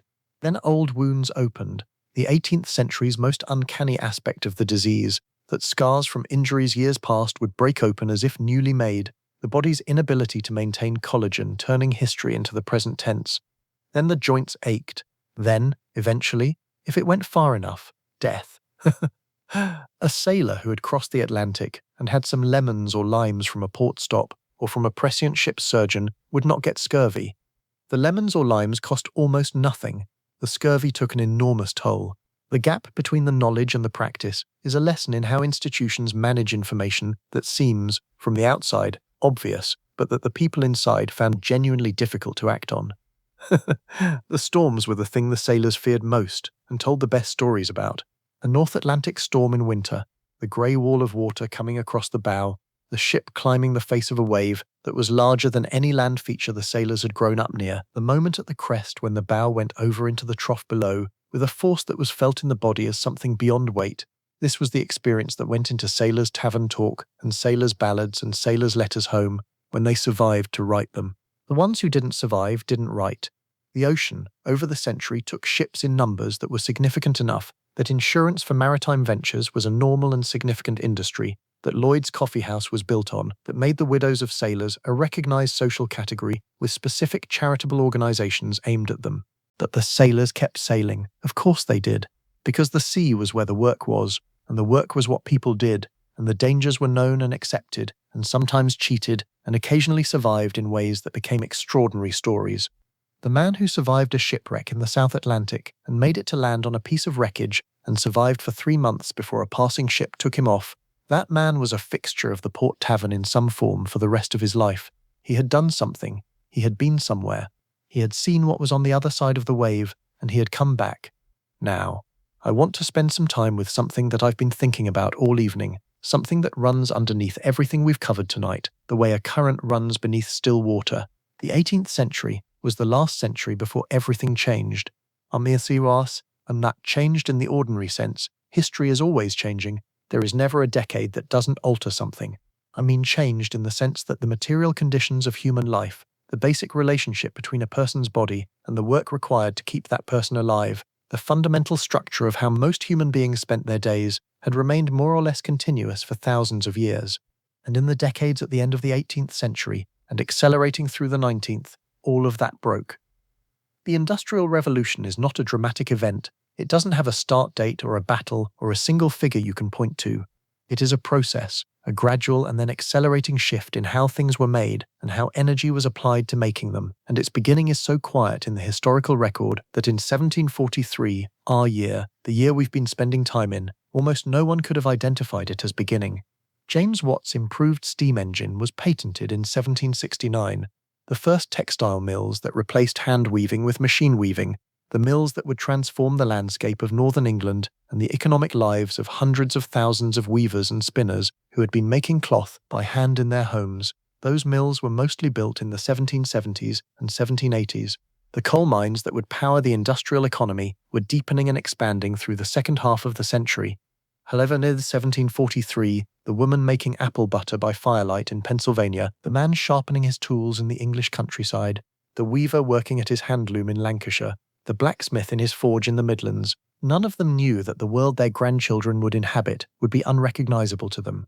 They had no reason to expect it. The world had not changed in its basic texture in their lifetimes, or in their parents' lifetimes, or in anyone's lifetimes within living memory. The fire had always been the center of the house. The seasons had always determined the rhythm of the work. The animals had always pulled what needed pulling. The hands had always made what needed making. The woman turning the spinning wheel in the evenings of the 1740s was doing something that women had done in essentially the same way for centuries. The sound the wheel made was the same sound it had made in her grandmother's time and her grandmother's grandmother's time, back past any living memory into the deep ordinary past, where no one had thought to record what sounds filled the houses in the evenings. And then it stopped. Not overnight. Nothing stops overnight. But within a few generations of the world we've been living in tonight, the spinning wheel was gone from most homes, the handloom was gone, the harvest of grain by hand with a scythe would give way to mechanical reapers, the horse would give way to the engine, the farmhouse kitchen fire would give way to the cast iron stove, and then to the gas range, and then to the electric cooker, the well would give way to the pipe. Each of these changes made life materially easier in ways that are real and significant. I don't want to romanticize the spinning wheel. The woman turning it for hours in the evening is doing work that is genuinely hard and genuinely time-consuming and genuinely limiting, and the machine that eventually replaced her labor freed her hands for something else, and the something else was better for the hands, if not always better in other ways. But something was also lost. Not innocence, that is the wrong word, the sentimental one.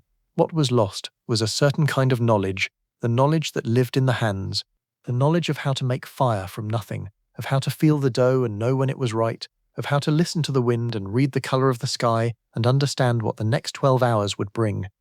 The knowledge of your neighbors in your body, in the memory of shared labor, the knowledge of the material world as something intimate and responsive, something that you worked with and that worked back, something that you understood not abstractly, but through the long accumulation of physical experience. This knowledge didn't disappear in a day. It thinned, slowly, across generations. It retreated from the center of life toward the margins, where people who had chosen to maintain it kept it alive. The craft traditions, the folk practices, the deliberate cultivation of skills that were no longer economically necessary, but that some people felt, in a way they couldn't always articulate, should not be allowed to die. Tonight we've been in the company of people who had that knowledge without thinking about it, who carried it in their hands and their posture and their daily rhythm, the way we carry our passwords and our shortcuts and our particular expertise with whatever tools we use to do our work. They knew things we have mostly forgotten, and we know things they couldn't have imagined. The exchange was not straightforward, and the accounting is not finished. And Arifanadit Handori Fanefa, with Kurlis Kanithan Tindra, the Banbi Fanananondai, Horina Muthing Swamis from Biersen Morning Fire, and the spinning wheel, and the apple butter, and the mending at 9:30. I want to come back to her one more time before this night is over.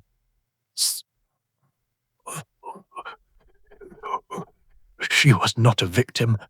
I want to be specific about this because there is a version of her story, a version that sympathy can drift toward, that makes her simply the sum of her limitations, the confinement, the labor, the subordinations, the lack of formal education and legal standing and political voice. And all of those things were real, and all of them mattered, and none of them should be minimized. But she also made decisions, every day, small decisions that accumulated into a life. The way she organized the cellar, the particular herb combination she put in the sausage, the tone of voice she used with the children when they were frightened, the specific quality of attention she paid to the person she loved when that person was struggling.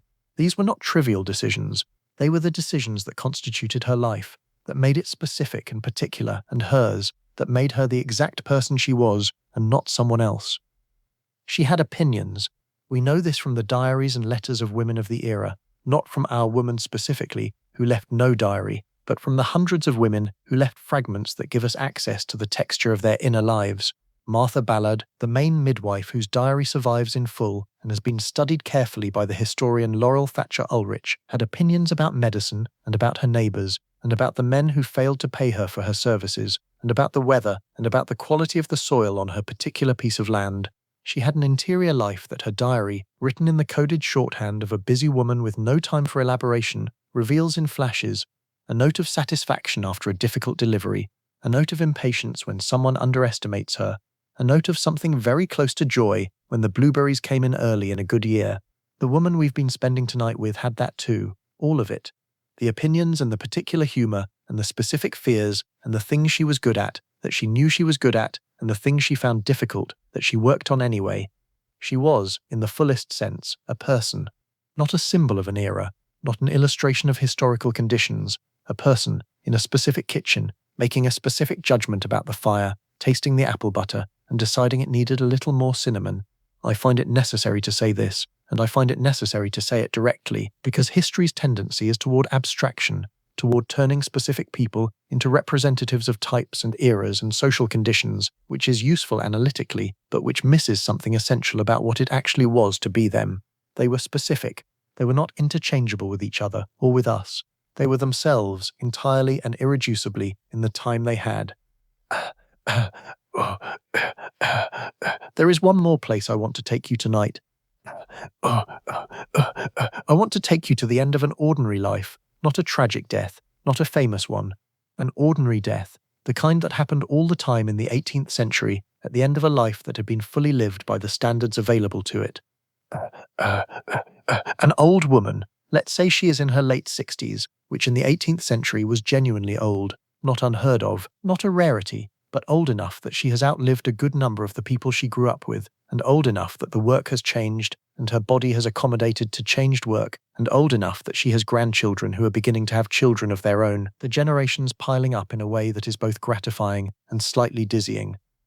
She has lived her whole life in one county, perhaps 2 towns, if you count the one she was born in and the one she married into, which were close enough that she knew people in both, and the move itself was not radical. She has never been further than 30 miles from the house she was born in.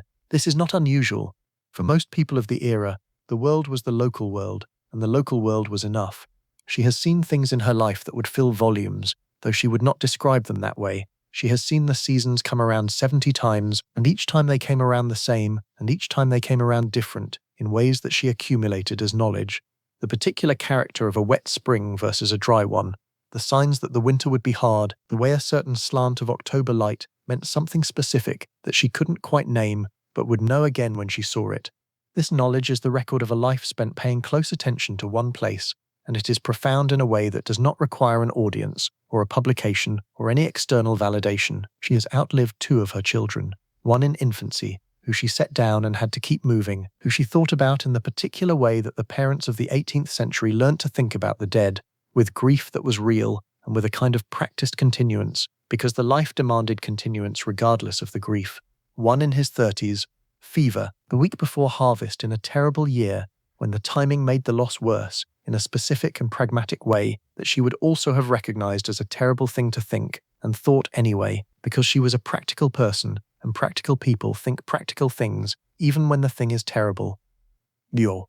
She has presided over the births of grandchildren, and has done some of the delivering herself, in the quiet, competent way that women of her generation and her knowledge manage deliveries without physicians and without hospitals, and usually with the outcome being alive, because maternal mortality in the 18th century, while genuinely significant, is also overstated in popular imagination.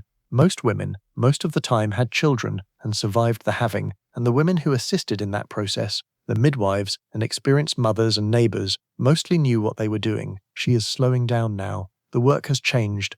She does the things she can do, and she does not berate herself for the things she can no longer do, because she is not a person who berates herself. She never had the time for it, and has not developed the habit. The grandchildren fetch water and cut the wood. The neighbors check on her. The community that she has been part of and contributed to for 60 years is returning what she put into it in the specific practical ways that community returns things: food at the door, company in the afternoon, someone to sit with her in the evenings when the evenings get long. She is not afraid. This is what I want to say carefully and mean precisely. She is not afraid. Not because death holds no meaning for her. She is a woman of genuine faith, and her faith includes a serious account of what death is and what comes after it. An account she has tested against the evidence of her own experience and found, on balance, still standing, but also not because of the faith only, because she has done the thing, the life, this specific life, in this specific place, with these specific people. She has done it. The bread has been made 10,000 times, the children have been raised, the fire has been banked every night for 50 years, and the fire has been there in the morning, almost always. The apple butter was good, the spinning was fine, the grandchildren are alive. Sometime in the late evening, in the autumn, when the fire is comfortable and the room is warm and someone she loves is sitting nearby, she goes to sleep and does not wake up. Forge now.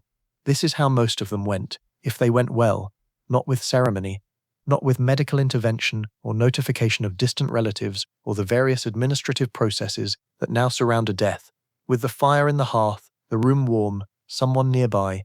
She doesn't know, because how would she know, that on a night in the very early part of the 21st century, someone would try to understand what her life felt like from the inside, would sit with the fragments, the diaries of women she didn't know, the account books of households like hers, the inventories of estates like hers, the records of markets and harvests and the price of candles in 1755, and try, carefully, to reconstruct not just what she did, but what it felt like to do it, what the morning fire felt like under her hands, what the particular smell of the room was at 9 in the evening when the children were asleep and the mending was almost done. She doesn't know, and it doesn't diminish the attempt, which is made with genuine affection for her specific and irreducible realness. You're still awake. I know because you're still here. It's late wherever you are. The night has come around and settled, and the whatever it is outside your window, rain, traffic, quiet, the sound of a neighbor, the particular silence of 3 in the morning, has been there for a while now without you particularly noticing it, because you've been somewhere else. You've been in the 18th century, in the fire and the kitchen and the barn and the coffee house and the ship and the street, and now you're back. Here is what I keep returning to at the end of nights like this one. The distance between us and them is not mostly made of the things we think it's made of, not the technology, not the medicine, not the democracy or the information or the rights or the safety. Those things are real and they matter, and I am not suggesting that any of us would honestly choose the material conditions of 1743 over the material conditions of now. That feeling is not historical. That feeling is not a product of its era. That feeling is what it feels like to be human, and they felt it, and you feel it. And the 300 years between you and them is nothing to that continuity. Nothing at all. The fire is banked. The night is quiet. Wherever she is all right. And so are you. And so are you. Sleep well, friend. Everything can wait until morning.